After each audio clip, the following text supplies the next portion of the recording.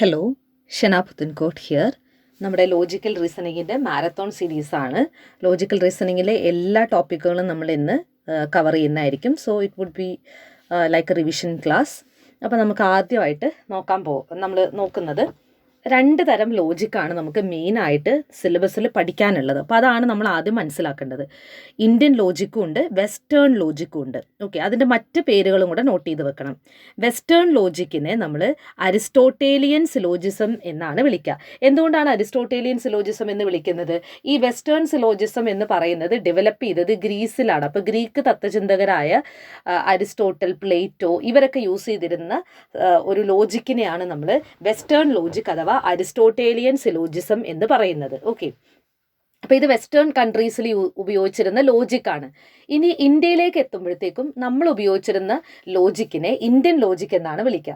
അതിനെ നമ്മൾ ന്യായ സിലോജിസം എന്നും വിളിക്കാറുണ്ട്. ന്യായ സിലോജിസം. ഓക്കെ, ഗൗതമയാണ് ഇതിൻ്റെ പ്രൊപ്പോണൻ്റ് എന്ന് പറയുന്നത്. അപ്പോൾ വെസ്റ്റേൺ സിലോജിസത്തിൻ്റെ പ്രൊപ്പോണൻ്റ്, അതായത് മെയിൻ ഈ ആശയം മുന്നോട്ട് വെച്ചത് അരിസ്റ്റോട്ടൽ ആണെങ്കിൽ ഇന്ത്യൻ ലോജിക് എന്ന് പറയുന്ന ആശയം മുന്നോട്ട് വെച്ചത് ഗൗതമയാണ്. ഓക്കെ, ആ രണ്ട് പേരുകളും ഒന്ന് നോട്ട് ചെയ്ത് വെക്കുക. അപ്പോൾ നമുക്ക് രണ്ട് തരം ലോജിക്കാണ് ഉള്ളത്, വെസ്റ്റേൺ സിലോജിസവും ഇന്ത്യൻ ലോജിക്കും. വെസ്റ്റേൺ സിലോജിസത്തിന് അരിസ്റ്റോട്ടേലിയൻ സിലോജിസം എന്നും ഇന്ത്യൻ ലോജിക്കിനെ നമ്മൾ ന്യായ സിലോജിസം എന്നും വിളിക്കാറുണ്ട്. ഓക്കെ, അപ്പോൾ ഇനി അതിൻ്റെ രണ്ടിൻ്റെയും ഒരു ചെറിയ ഡിഫറൻസ് എന്താണെന്നുള്ളത് നോക്കാം. അരിസ്റ്റോട്ടേലിയൻ സിലോജിസം ഡിഡക്റ്റീവ് ആയിരിക്കും. ഓക്കെ, ഡിഡക്റ്റീവ് എന്ന് പറയാൻ കാരണം ആദ്യം നമ്മൾ എന്താണ് ഇൻഡക്റ്റീവ്, എന്താണ് ഡിഡക്റ്റീവ് എന്നുള്ളത് മനസ്സിലാക്കാം. ഓക്കെ, നമ്മൾ ഒരു ജനറലിൽ നിന്ന് പെർട്ടിക്കുലറിലേക്കാണ് പോകുന്നതെങ്കിൽ അത് ഡിഡക്റ്റീവ് ആയിരിക്കും. ഇപ്പോൾ ഒരു ഉദാഹരണം പറയാണ്, എല്ലാ മാനും മോർട്ടലാണ് എന്ന് പറയുമ്പോൾ അതൊരു ജനറൽ സ്റ്റേറ്റ്മെന്റ് ആണ് അല്ലേ. എല്ലാ മനുഷ്യരും മോർട്ടലാണ്. Aristotle is a man, therefore Aristotle is also mortal. അപ്പോൾ ജനറലായ എല്ലാ മനുഷ്യരും മോർട്ടൽ ആണെന്നുള്ളതിൽ നിന്ന് ഞാൻ അരിസ്റ്റോട്ടൽ എന്ന് പറയുന്ന ഒരു പെർട്ടിക്കുലർ ആയിട്ടുള്ള ഒരു വ്യക്തി എടുത്തിട്ട് പറയാണ്, അതുകൊണ്ട് അരിസ്റ്റോട്ടൽ ഒരു മനുഷ്യനാണ്, അതുകൊണ്ട് അരിസ്റ്റോട്ടൽ മോർട്ടലാണ് എന്ന് പറയാണ്. ഇത്തരത്തിലുള്ള ലോജിക്കിനെയാണ് നമ്മൾ ഡിഡക്റ്റീവ് എന്ന് പറയാം. Okay, deductive. അപ്പോൾ ഇത് തിരിഞ്ഞു പോകാതിരിക്കാൻ വേണ്ടിയിട്ട് ഒരു കാര്യം പറയാം, DGP എന്ന് ഓർത്താൽ മതി. ഓക്കെ, ഡിഡക്റ്റീവ് എന്ന് പറയുന്നത് ജനറലിൽ നിന്ന് പെർട്ടിക്കുലറിലേക്ക് പോകുന്നതാണ്. ആദ്യം ഒരു ജനറൽ സ്റ്റേറ്റ്മെന്റ് തന്നിട്ട് അതിൽ നിന്നൊരു പെർട്ടിക്കുലർ കൺക്ലൂഷനിലേക്ക് നമ്മൾ എത്തുന്നതാണ് ഡിഡക്റ്റീവ് എന്ന് പറയുന്നത്. ഇനി ഇൻഡക്റ്റീവ് നേരെ തിരിച്ചാണ്. Aristotle is a man, all men are mortal. Aristotle is a man, men are mortal. Aristotle is mortal, therefore men are mortal, therefore all men are mortal. അതായത് പെർട്ടിക്കുലർ ആയ Aristotle mortal ആണ്, Aristotle ഒരു മാൻ ആണ്, അതുകൊണ്ട് എല്ലാ മനുഷ്യരും mortal ആണ് എന്ന് പറയുന്നത് എന്താണ്? അതൊരു ഇൻഡക്റ്റീവ് തിങ്കിങ് ആണ്. ഓക്കെ, ഇൻഡക്റ്റീവ് എന്ന് പറയുമ്പോൾ പെർട്ടിക്കുലറിൽ നിന്ന് ജനറലിലേക്കായിരിക്കും. പെർട്ടിക്കുലർ അല്ലെ, അരിസ്റ്റോട്ടൽ മോർട്ടൽ ആണ്, അരിസ്റ്റോട്ടൽ ഒരു മാൻ ആണ്, അതുകൊണ്ട് എല്ലാ മാനും മോർട്ടൽ ആണ് എന്ന് പറയുന്നത് എന്താണ്? ഇൻഡക്റ്റീവ് ആണ്. പക്ഷേ നമ്മൾ മനസ്സിലാക്കേണ്ട കാര്യം, നമ്മൾ വെസ്റ്റേൺ ലോജിക്ക് എടുത്ത് നോക്കിക്കഴിഞ്ഞാൽ എല്ലാ സ്റ്റേറ്റ്മെൻറ്റുകളും ഡിഡക്റ്റീവ് ആയിരിക്കും. അതായത് ഒരു ജനറലിൽ നിന്ന് പെർട്ടിക്കുലറിലേക്ക് റീച്ച് ചെയ്യുന്ന രീതിയിലായിരിക്കും കൂടുതലും വെസ്റ്റേൺ സിലോജിസം പോകുന്നത് എന്നുള്ള കാര്യം മനസ്സിലാക്കാം. ഓക്കെ, അതുപോലെ തന്നെ വെസ്റ്റേൺ സിലോജിസത്തിൻ്റെ മറ്റൊരു പേരാണ് കാറ്റഗോറിക്കൽ സിലോജിസം. അത് ഞാൻ പറയാൻ വിട്ടുപോയതാണ്, സ്ലൈഡിനകത്ത് ഉൾപ്പെടുത്തിയിട്ടില്ല. Aristotelian syllogism, western syllogism, categorical syllogism, ഇത് മൂന്നും ഒന്നാണ്. ഇനി മനസ്സിലാക്കേണ്ടത് വെസ്റ്റേൺ സിലോജിസം ഡിഡക്റ്റീവ് ആണെന്ന്. ഇനി ഫോമൽ എന്ന് പറഞ്ഞു കഴിഞ്ഞാൽ ഫോമിനെ അടിസ്ഥാനപ്പെടുത്തിയിട്ടായിരിക്കും, അതിൻ്റെ ഘടനയെ അടിസ്ഥാനപ്പെടുത്തിയിട്ടായിരിക്കും, കണ്ടന്റ് അല്ല. ഫോമിനാണ് ഇമ്പോർട്ടൻസ് ഉള്ളത് എന്നുള്ള കാര്യം മനസ്സിലാക്കാം. ഓക്കെ, ഇനി നമ്മൾ പറയാൻ പോകുന്നത് ഇന്ത്യൻ ലോജിക്കാണ്. ഇന്ത്യൻ ലോജിക് അഥവാ ന്യായ സിലോജിസം. ഓക്കെ, ഇന്ത്യൻ ലോജിക് അല്ലെങ്കിൽ ന്യായ സിലോജിസം ഇൻഡക്റ്റീവ് ആവാം, ഡിഡക്റ്റീവ് ആവാം, പിന്നെ ഇൻഫറൻസിനെ ബേസ് ചെയ്തിട്ടാവാം. ഇൻഫറൻസ് എന്ന് പറയുന്ന ഒരു കുറേ കാര്യങ്ങൾ പറഞ്ഞിട്ട് അതിൽ നിന്ന് നമുക്ക് ഇന്നത് ഇൻഫർ ചെയ്യാം, ഇങ്ങനെയൊക്കെ രീതിയിൽ വരാം. ഇന്ത്യൻ ലോജിക്ക് പറയുമ്പോൾ നിങ്ങൾക്ക് അത് മനസ്സിലാവും എന്തുകൊണ്ടാണ് ഇൻഫറൻസ് ഒക്കെ വന്നതെന്നുള്ളത്. പിന്നെ അനലജി എന്ന് പറയുമ്പോൾ കമ്പാരിസൺ ഒക്കെ ബേസ് ചെയ്തിട്ട് വരാം. ഇന്ത്യൻ ലോജിക്കിൽ അതൊക്കെ നമുക്ക് എടുക്കാം. അതുപോലെ തന്നെ ഫോമലാണ്, മെറ്റീരിയലാണ്. ഫോമിനെ അടിസ്ഥാനപ്പെടുത്തിയിട്ടുണ്ട്, അതിൻ്റെ കണ്ടന്റിന് ഒക്കെ ഇമ്പോർട്ടൻ്റ് ആണ്. ഇത് ഇന്ത്യൻ ലോജിക്ക് ഡീറ്റെയിൽ ആയിട്ട് പറയുമ്പോൾ നിങ്ങൾക്ക് കുറച്ചും കൂടെ കൃത്യമായിട്ട് മനസ്സിലാവും. ഇപ്പോൾ ഇത്ര കാര്യങ്ങൾ ആലോചിക്കുക. രണ്ട് തരം ലോജിക്കാണ് നമുക്കുള്ളത്, അരിസ്റ്റോട്ടേലിയൻ, വെസ്റ്റേൺ അഥവാ കാറ്റഗോറിക്കൽ. ഇതിനകത്ത് ഡിഡക്റ്റീവ് ആണ്, ഫോമലാണ്. ഇന്ത്യൻ ലോജിക് അഥവാ ന്യായ സിലോജിസം, അതിൻ്റെ പ്രൊപ്പോണന്റ് ഗൗതമയാണ്. ഇത് ഇൻഫറൻസ് ബേസ്ഡ് ആയിരിക്കും. അതായത് കുറേ കാര്യങ്ങളിൽ നിന്ന് നമുക്ക് ഇന്നത് ഇൻഫർ ചെയ്യാം. അനലജി കമ്പയർ ചെയ്തിട്ട്, അതായത് പശുവിന് കൊമ്പുണ്ട്, കുളമ്പുണ്ട്, അപ്പോൾ കൊമ്പുണ്ടെങ്കിൽ കുളമ്പുണ്ടാവും, അങ്ങനെയൊക്കെയുള്ള കമ്പാരിസൺ ഒക്കെ വെച്ചിട്ട് നമ്മൾ ലോജിക്കിലേക്ക് പോകും. അതാണ് അനലജി എന്ന് പറയുന്നത്. പിന്നെ ഇൻഡക്റ്റീവും ആവാം, ഡിഡക്റ്റീവും ആവാം. ഫോമൽ അല്ലേ, ഫോമിനെ ബേസ് ചെയ്തിട്ടുണ്ട്, മെറ്റീരിയലിനെ ബേസ് ചെയ്തിട്ടുണ്ട്. മെറ്റീരിയൽ എന്ന് പറയുമ്പോൾ കണ്ടന്റ്, അതിനകത്ത് പറഞ്ഞിരിക്കുന്ന കാര്യങ്ങൾ അടിസ്ഥാനപ്പെടുത്തിയിട്ട് നമുക്ക് കൺക്ലൂഷനിലേക്ക് എത്താം. അതിൻ്റെ രൂപത്തിനെ വെച്ചിട്ടും കൺക്ലൂഷനിലേക്ക് എത്താം. അപ്പം ഇങ്ങനെയാണ് നമുക്ക് 2 ഡിവിഷൻ വരുന്നത്. ഓക്കെ, ഇത്രയും ഏരിയ ക്ലിയർ ആണെന്ന് വിചാരിക്കുന്നു. ഓക്കെ, ഇതാണ് ഇതിൻ്റെ ബേസിക് എന്ന് പറയുന്നത്. ഇനി നമുക്ക് പ്രപ്പോസിഷൻ എന്താണെന്നുള്ളത് നോക്കാം. ഓക്കെ, പ്രപ്പോസിഷൻ എന്ന് പറയുന്നത്, ഇനി ഇത് വെസ്റ്റേൺ ലോജിക്കിലെ കാര്യങ്ങളാണ് പറയുന്നത്. ഇനി നമ്മൾ പറയാൻ പോകുന്ന എല്ലാം വെസ്റ്റേൺ ലോജിക്കാണ്. ഇന്ത്യൻ ലോജിക്ക് എത്തുമ്പോൾ ഞാനത് പറയാം. ഓക്കെ, ഇപ്പം ഇനി എല്ലാം പറയുന്നത് വെസ്റ്റേൺ ലോജിക്കാണ്. ഓക്കെ, നമ്മൾ 2 തരം ലോജിക്ക് ഉണ്ടെന്ന് പറഞ്ഞു. ഇനി നമ്മൾ വെസ്റ്റേൺ ലോജിക്കിനെ പറ്റി ഡീറ്റെയിൽ ആയിട്ട് മനസ്സിലാക്കുവാണ്. ഓക്കെ, അപ്പോൾ വെസ്റ്റേൺ ലോജിക്കിൽ നമ്മൾ ഉപയോഗിക്കുന്ന സ്റ്റേറ്റ്മെൻറ്റുകളെയാണ് പ്രപ്പോസിഷൻ എന്ന് പറയാം. ഇപ്പം ഞാൻ നേരത്തെ പറഞ്ഞില്ലേ, all men are mortal, Aristotle is a man, therefore Aristotle is mortal. ആ 3 സ്റ്റേറ്റ്മെൻറ്റുകളെ നമ്മൾ പ്രപ്പോസിഷൻ എന്നാണ് പറയുക. അതായത് ലോജിക്കൽ റീസണിങ്ങിൽ നമ്മൾ ഉപയോഗിക്കുന്ന സെൻറ്റൻസുകളെ പ്രപ്പോസിഷൻ എന്നാണ് പറയുക. അതായത് സെൻറ്റൻസ് എന്ന് പറയുന്നതിന് പകരം നമ്മൾ പ്രപ്പോസിഷൻ എന്ന് പറയും. ഓക്കെ, അപ്പോൾ നമ്മൾ മനസ്സിലാക്കേണ്ട കാര്യം, ഒരു പ്രപ്പോസിഷന് 4 ഭാഗങ്ങളാണ് ഉള്ളത്. ഓക്കെ, അപ്പോൾ ഏതൊക്കെയാണ് 4 ഭാഗങ്ങളെന്ന് നോക്കാം. ഒന്നാമത്തത് ക്വാണ്ടിഫയർ ആണ്. അതായത് ഇപ്പോൾ ഓൾ മെൻ ആർ മോർട്ടൽ എന്നുള്ളത് ഒരു പ്രപ്പോസിഷനാണ്. അതിനകത്ത് ക്വാണ്ടിറ്റി കാണിക്കുന്ന ഭാഗമാണ് ഓൾ, എല്ലാം. അപ്പോൾ അതെന്തായിരിക്കും? ക്വാണ്ടിഫയർ ആയിരിക്കും, ഓൾ. ഓക്കെ, ഓൾ എന്ന് പറയുന്നത് ക്വാണ്ടിഫയർ. ഇനി എന്തിനെ പറ്റിയാ പറയുന്നത്? All men. അപ്പം മെൻ ആണ് സബ്ജക്റ്റ്. ഇനി ഓൾ മെൻ എന്താണെന്നാണ് പറയുന്നത്? മോർട്ടൽ. അപ്പോൾ അത് പ്രെഡിക്കേറ്റ്. മോർട്ടൽ എന്ന് പറയുന്നത് പ്രെഡിക്കേറ്റ്. ഇനി സബ്ജക്റ്റിനെയും പ്രെഡിക്കേറ്റിനെയും കണക്ട് ചെയ്യുന്നൊരു വേർഡ് ഉണ്ട്, ആർ. All men are. അപ്പോൾ ആർ എന്താണ്? കോപ്പുല. അപ്പം ഇത്രയേ ഉള്ളൂ. ഓൾ ക്വാണ്ടിറ്റി കാണിക്കുന്നതാണ്, സോ അത് ക്വാണ്ടിഫയർ. എന്തിനെ പറ്റിയാണ് പറയുന്നത്? മെന്നിനെ പറ്റി. അപ്പം മെൻ സബ്ജക്റ്റ്. മെൻ എന്താണെന്നാണ് പറയുന്നത്? മോർട്ടൽ. സോ മോർട്ടൽ എന്താണ്? പ്രെഡിക്കേറ്റ്. സബ്ജക്റ്റിനെയും പ്രെഡിക്കേറ്റിനെയും കണക്ട് ചെയ്യുന്ന വേർഡാണ് ആർ. അപ്പം അതെന്തായിരിക്കും? കോപ്പുല. ഇത്രയാണ് നമ്മളൊരു പ്രപ്പോസിഷൻ്റെ ഭാഗങ്ങളായിട്ട് മനസ്സിലാക്കേണ്ടത്. ഓക്കെ, ഇനി ക്വാണ്ടിഫയറിൽ നോയും സമ്മും സംനോട്ടും ഒക്കെ വരുമോ, അത് നമ്മൾ കാറ്റഗോറിക്കൽ പ്രപ്പോസിഷൻ പറയുമ്പോൾ ഡീറ്റെയിൽ ആയിട്ട് പറയാം. ഇപ്പോൾ അത് ഇത്രയും മനസ്സിലാക്കിയാൽ മതി. ഓക്കെ, ഇനി നമുക്ക് സ്ക്വയർ ഓഫ് ഒപ്പോസിഷനിലേക്ക് പോവാം. ഓക്കെ, സ്ക്വയർ ഓഫ് ഒപ്പോസിഷനിൽ നമ്മൾ കുറച്ച് കാര്യങ്ങൾ പറയാനുണ്ട്. സ്ക്വയർ ഓഫ് ഒപ്പോസിഷൻ എന്ന് പറയുന്നത് 4 സ്റ്റേറ്റ്മെൻറ്റുകളാണ്. All, no, some not. Slide clear ആണല്ലോ അല്ലേ? ഓൾ എസ് ആർ പി, അതാ എസ് എന്ന് ഉദ്ദേശിക്കുന്ന സബ്ജക്റ്റ് ആണ്, അവിടെ എന്തും വരാം. പിന്നെ no S are P, some S are P, some S are not P.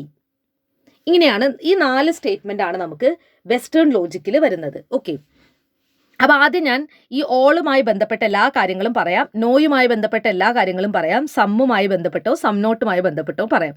പിന്നെ ഇത് 4ഉം തമ്മിലുള്ള കണക്ഷനെ പറ്റിയിട്ട് പറയാം. ഓക്കെ, അപ്പോൾ ആദ്യം നമുക്ക് ഓളിലേക്ക് പോവാം. ഇവിടെ പറയുന്നത് എല്ലാ എസ്സും പി ആണെന്നാണ്. ഓക്കെ, അപ്പോൾ ഇതിൻ്റെ മൂഡ് എന്ന് പറയുന്നത് എ ആണ്. അപ്പോൾ മൂഡ് ആൻഡ് ഫിഗർ ചോദിക്കുന്ന സമയത്ത് ഇതിൻ്റെ മൂഡ് എന്താണ്? എ ആണ്. എ മൂഡ് എ ആണ്. ഓക്കെ, അപ്പോൾ ഇത് ഓൾ എന്ന് കണ്ടു കഴിഞ്ഞാൽ അതിൻ്റെ മൂഡ് എന്തായിരിക്കും? എ ആയിരിക്കും. ഓക്കെ, ഇനി ക്വാണ്ടിറ്റി, ഇത് എല്ലാം എന്നാണ് പറഞ്ഞേക്കുന്നത്. സോ ഇതിൻ്റെ ക്വാണ്ടിറ്റി എന്താണ്? യൂണിവേഴ്സൽ. ഓക്കെ, ഇതിൻ്റെ ക്വാളിറ്റി, എല്ലാം ആണ് എന്നാണ് പറയുന്നത് അല്ലേ, അല്ല എന്നല്ല. എല്ലാ എസ്സും പി ആണ്. സോ ക്വാളിറ്റി എന്തായിരിക്കും? പോസിറ്റീവ്. ഇനി ഡിസ്ട്രിബ്യൂഷൻ, ഇവിടെ നിങ്ങൾ ആലോചിച്ച് നോക്കുക, എല്ലാ എസ്സും പി ആണെന്നാണ് പറയുന്നത്. അപ്പോൾ ഈ എല്ലാം എന്ന് പറയുന്ന ആ ഒരു ക്വാണ്ടിഫയർ എന്തിനു മാത്രമാണ് ഡിസ്ട്രിബ്യൂട്ടഡ് ആയിട്ടുള്ളത്? സബ്ജക്റ്റിന് മാത്രമാണ്. അതായത് ഓൾ എസ് ആർ പി എന്നേ പറഞ്ഞിട്ടുള്ളൂ.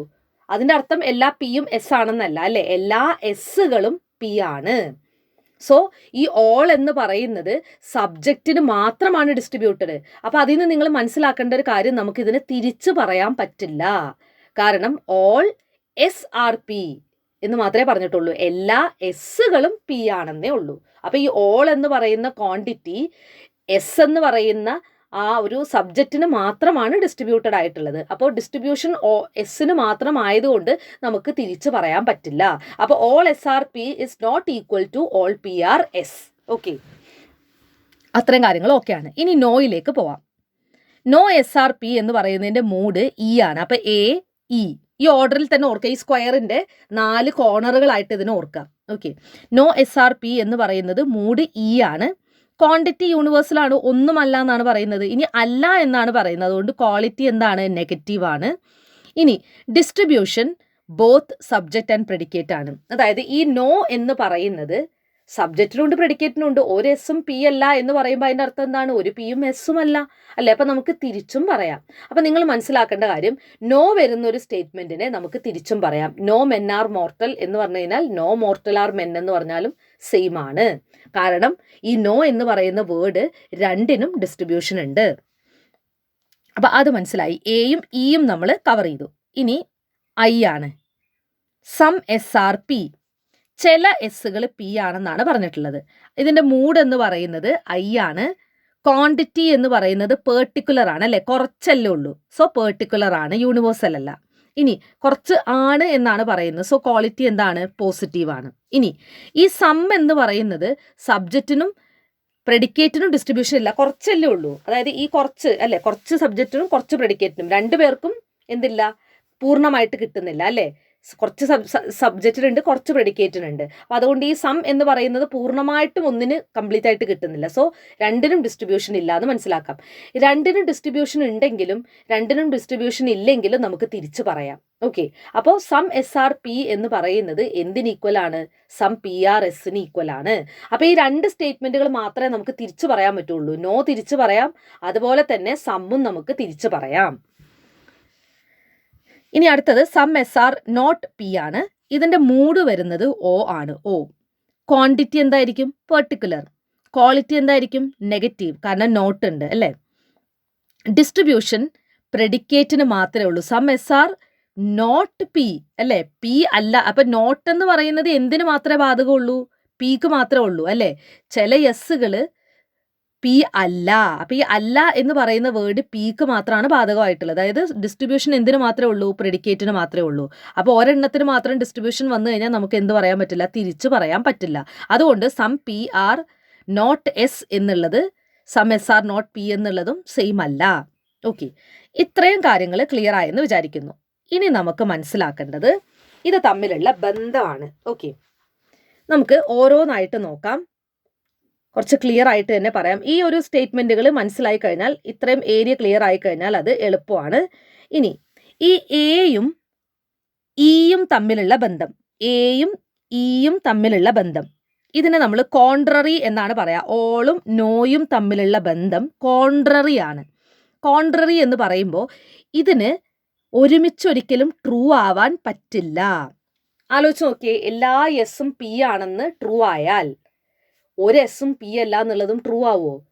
എല്ലാം ആണ് എന്നുള്ളത് ട്രൂ ആയി, പിന്നെ ഒന്നും അല്ല എന്നുള്ളതും ഒരുമിച്ച് ട്രൂ ആവില്ലല്ലോ. സോ മനസ്സിലാക്കേണ്ടത് എയും ഇയും തമ്മിലുള്ള ബന്ധത്തിനെ നമ്മൾ കോൺട്രറി എന്നാണ് പറയാം.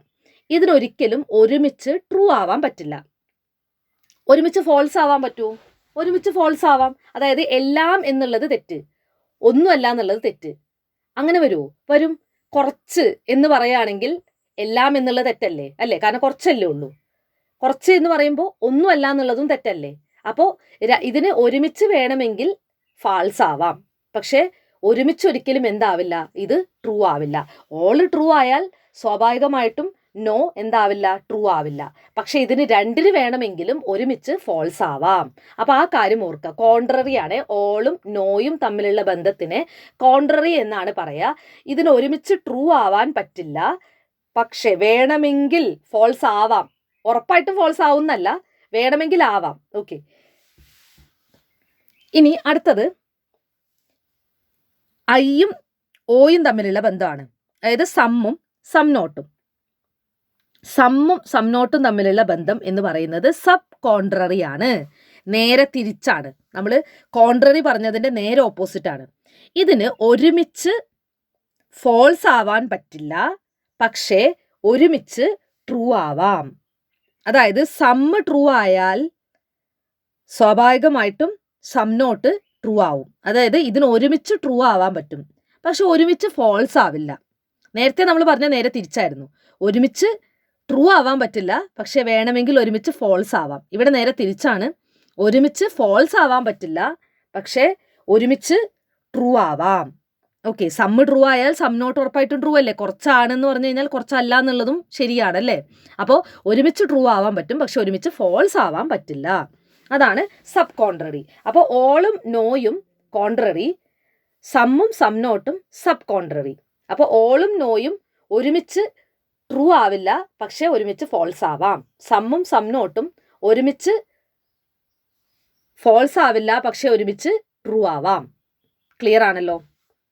ഇനി അടുത്തത് ഈ ക്രോസ് ആണ്. അതായത് എയും ഓയും തമ്മിലുള്ള ബന്ധമാണ്. എയും ഓയും അതുപോലെ തന്നെ ഇയും ഐയും, അതായത് ഓളും സം നോട്ടും, നോയും സമ്മും. ഇതിൽ നിങ്ങൾ മനസ്സിലാക്കേണ്ട കാര്യം, ഓള് ട്രൂ ആയാൽ ഉറപ്പായിട്ടും സം നോട്ട് ഫോൾസ് ആവും അല്ലേ? എല്ലാം ശരിയാണെന്ന് പറഞ്ഞു കഴിഞ്ഞാൽ പിന്നെ കുറച്ചല്ല എന്നുള്ളത് ശരിയാവോ? ഇല്ല. അപ്പോൾ ഓള് ട്രൂ ആണെങ്കിൽ ഇത് ഫോൾസ് ആയിരിക്കും, ഇത് ഫോൾസ് ആണെങ്കിൽ മറ്റേത് ട്രൂ ആയിരിക്കും. അതായത് TF എന്നുള്ള കണ്ടീഷൻ ആയിരിക്കും ഓളും സം നോട്ടും. ഓള് ട്രൂ ആണെങ്കിൽ some not false, all false ആണെങ്കിൽ സം നോട്ട് ട്രൂ. അതായത് TTFF എന്ന് വരില്ല. ഓക്കെ, അപ്പോൾ ഇനി ഞാൻ ഒന്നുകൂടെ പറയാം. ഈ ഓളും നോയും വരുമ്പോൾ ട്രൂ TT എന്ന് വരുമോ? ഇല്ല, രണ്ടും ഒരുമിച്ച് ട്രൂ ആവില്ലല്ലോ. അപ്പോൾ TT വരില്ല, പക്ഷേ FF വരാം അല്ലേ? രണ്ടും ഒരുമിച്ച് ഫോൾസ് ആവാന്ന് പറഞ്ഞു. അപ്പോൾ ഓളും നോയും വരുമ്പോൾ FF വരാം. ഓക്കെ, ഇനി സമ്മും സം നോട്ടും വരുമ്പോൾ TT വരില്ല, ഒരുമിച്ച് ട്രൂ ആവില്ല. സോറി, ഒരുമിച്ച് ട്രൂ ആവും, TT വരും, പക്ഷേ FF വരില്ല അല്ലേ? ഇനി ഓളും സം നോട്ടും അതുപോലെ തന്നെ നോയും സമ്മും, ഇത് TF എന്നേ വരുള്ളൂ അല്ലേ? TTയും വരില്ല, FFും വരില്ല അല്ലേ? അപ്പോൾ ഇത്രയാണ് നമ്മൾ സ്ക്വയർ ഓഫ് ഒപ്പോസിഷനുമായി ബന്ധപ്പെട്ട് മനസ്സിലാക്കേണ്ടത്. ഇനി അപ്പോൾ ഇത് കോൺട്രഡിക്റ്ററി ആണ്. ഓളും സം നോട്ടും നോയും സമ്മും തമ്മിലുള്ള ബന്ധം എന്താണ്? കോൺട്രഡിക്റ്ററി ആണ്. ഒന്ന് ട്രൂ ആയാൽ മറ്റേത് ഫോൾസ്. ഓക്കെ, ഇനി വേറൊരു ബന്ധം കൂടിയുണ്ട്. ഓളും സമ്മും നോയും സം നോട്ടും, അതായത് മുകളിൽ നിന്ന് താഴത്തോട്ടുള്ളതാണ്. ഞാൻ മുകളിൽ നിന്ന് താഴത്തോട്ടുള്ളത് എന്ന് എടുത്തു പറയാൻ കാരണം, എപ്പോഴും മുകളിൽ നിന്ന് താഴത്തോട്ട് മാത്രമേ നമുക്കിത് പറയാൻ പറ്റുള്ളൂ. മറ്റേത് രണ്ടും അപ്പുറത്തേക്ക് ഇപ്പുറത്തേക്കൊക്കെ പറയാം. മുകളിൽ നിന്ന് താഴത്തോട്ട് എന്ന് ഞാൻ എടുത്തു പറയാൻ കാരണം, ഇവിടെ ഇതിനെ നമ്മൾ സബ് കോൺട്രറി എന്നാണ് പറയാം. ഓക്കെ, അതായത് സബ് കോൺട്രറി അല്ല, സബോൾട്ടർനേഷൻ. ഐ എം സോ സോറി, സബോൾട്ടർനേഷൻ എന്നാണ് പറയാം. സബോൾട്ടർനേഷൻ. സബ് കോൺട്രറി ഏതാണ്? സമ്മും സം നോട്ടും ആണ് സബ് കോൺട്രറി അല്ലേ? കോൺട്രറി ഏതാണ്? ഓളും നോയും ആണ്. കോൺട്രഡിക്റ്ററി ഏതാണ്? ഓളും സം നോട്ടും നോയും സമ്മും ആണ് കോൺട്രഡിക്റ്ററി. ഇനി സബോൾട്ടർനേഷൻ ആണ് പറയാൻ പോകുന്നത്. സബോൾട്ടർനേഷൻ എന്ന് പറയുന്നത് ഓളും സമ്മും അതുപോലെ തന്നെ നോയും സം നോട്ടും ആണ്. ഇതെന്ന് മനസ്സിലാക്കേണ്ടത്, ഓള് ട്രൂ ആയാൽ താഴെയുള്ള സ്വാഭാവികമായിട്ടും ട്രൂ ആവും. ഞാൻ മുകളിൽ നിന്ന് താഴത്തോട്ട് എന്ന് പറയാൻ കാരണം അത് മുകളിൽ നിന്ന് താഴത്തോട്ട് മാത്രമേ ഉള്ളൂ. ഇപ്പം സമ്മ് ട്രൂ ആയതുകൊണ്ട് ഓള് ട്രൂ ആവണമെന്നുണ്ടോ?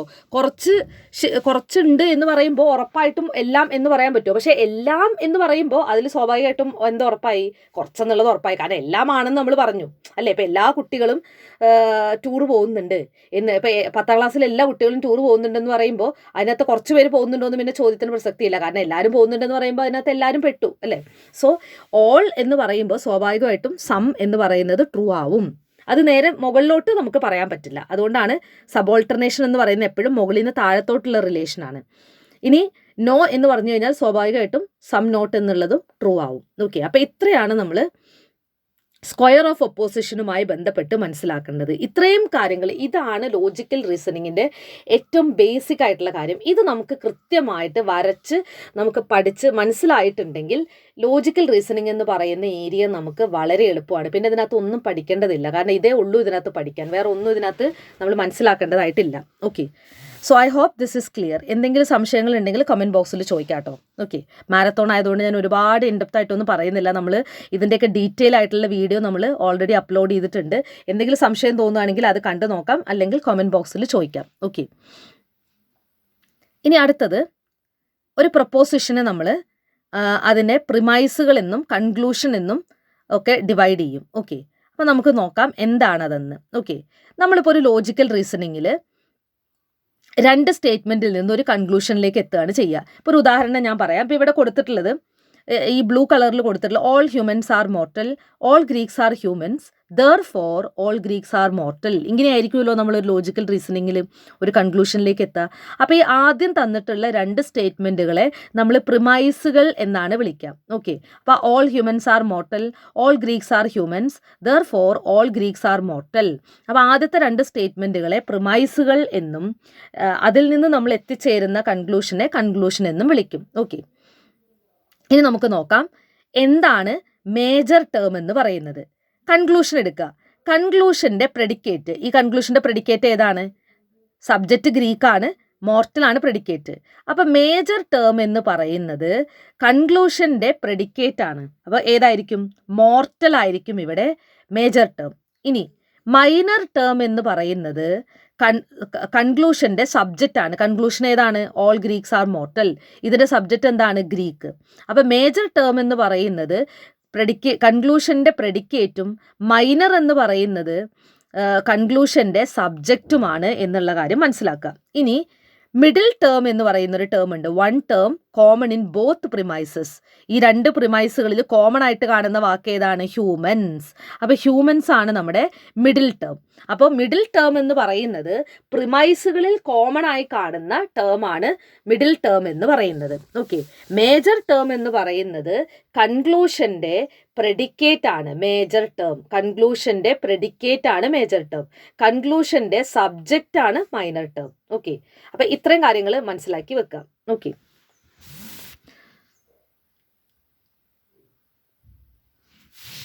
ഇനി നമ്മൾ പ്രപ്പോസിഷൻ്റെ ടൈപ്സിലേക്കാണ് പോകുന്നത്. Types of proposition. പ്രപ്പോസിഷൻ പലതരത്തിലുണ്ട്. പ്രപ്പോസിഷൻ നമ്മൾ പറഞ്ഞു അല്ലേ, എന്താണ്? ലോജിക്കൽ റീസണിങ്ങിൽ നമ്മൾ ഉപയോഗിക്കുന്ന ടേമുകളെയാണ്, സെൻറ്റൻസുകളെയാണ് പ്രപ്പോസിഷൻ എന്ന് പറയാമെന്ന്. അപ്പോൾ പലതരത്തിലുള്ള പ്രപ്പോസിഷൻസ് ഉണ്ട്. നമുക്ക് ഓരോന്നായിട്ട് നോക്കാം. അതിൽ ഫസ്റ്റ് വൺ എന്ന് പറയുന്നത് എക്സെപ്റ്റീവ് പ്രപ്പോസിഷനാണ്. നമ്മൾ എക്സെപ്ഷനൊക്കെ പറയില്ലേ, ഇപ്പോൾ ഇവിടെ കൊടുത്തിട്ടുള്ള ഉദാഹരണം നിങ്ങൾക്ക് കാണുമ്പോൾ മനസ്സിലാവും.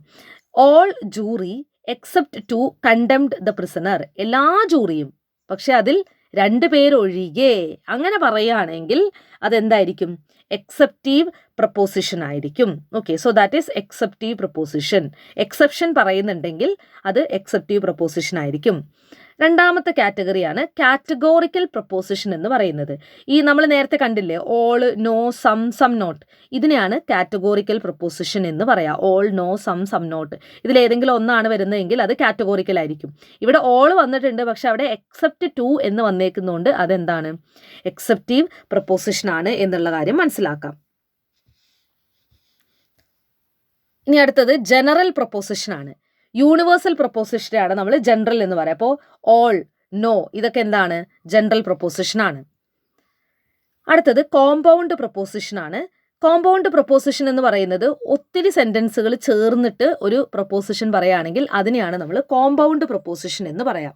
ഇപ്പോൾ ഉദാഹരണം നോക്കിയേ, if war is declared then petrol prices will go up അല്ലേ. 2 സ്റ്റേറ്റ്മെൻറ്റുകൾ ചേർന്നിട്ടാണ് നമുക്ക് ആ ഒരു സ്റ്റേറ്റ്മെൻറ്റ് കിട്ടിയേക്കുന്നത്.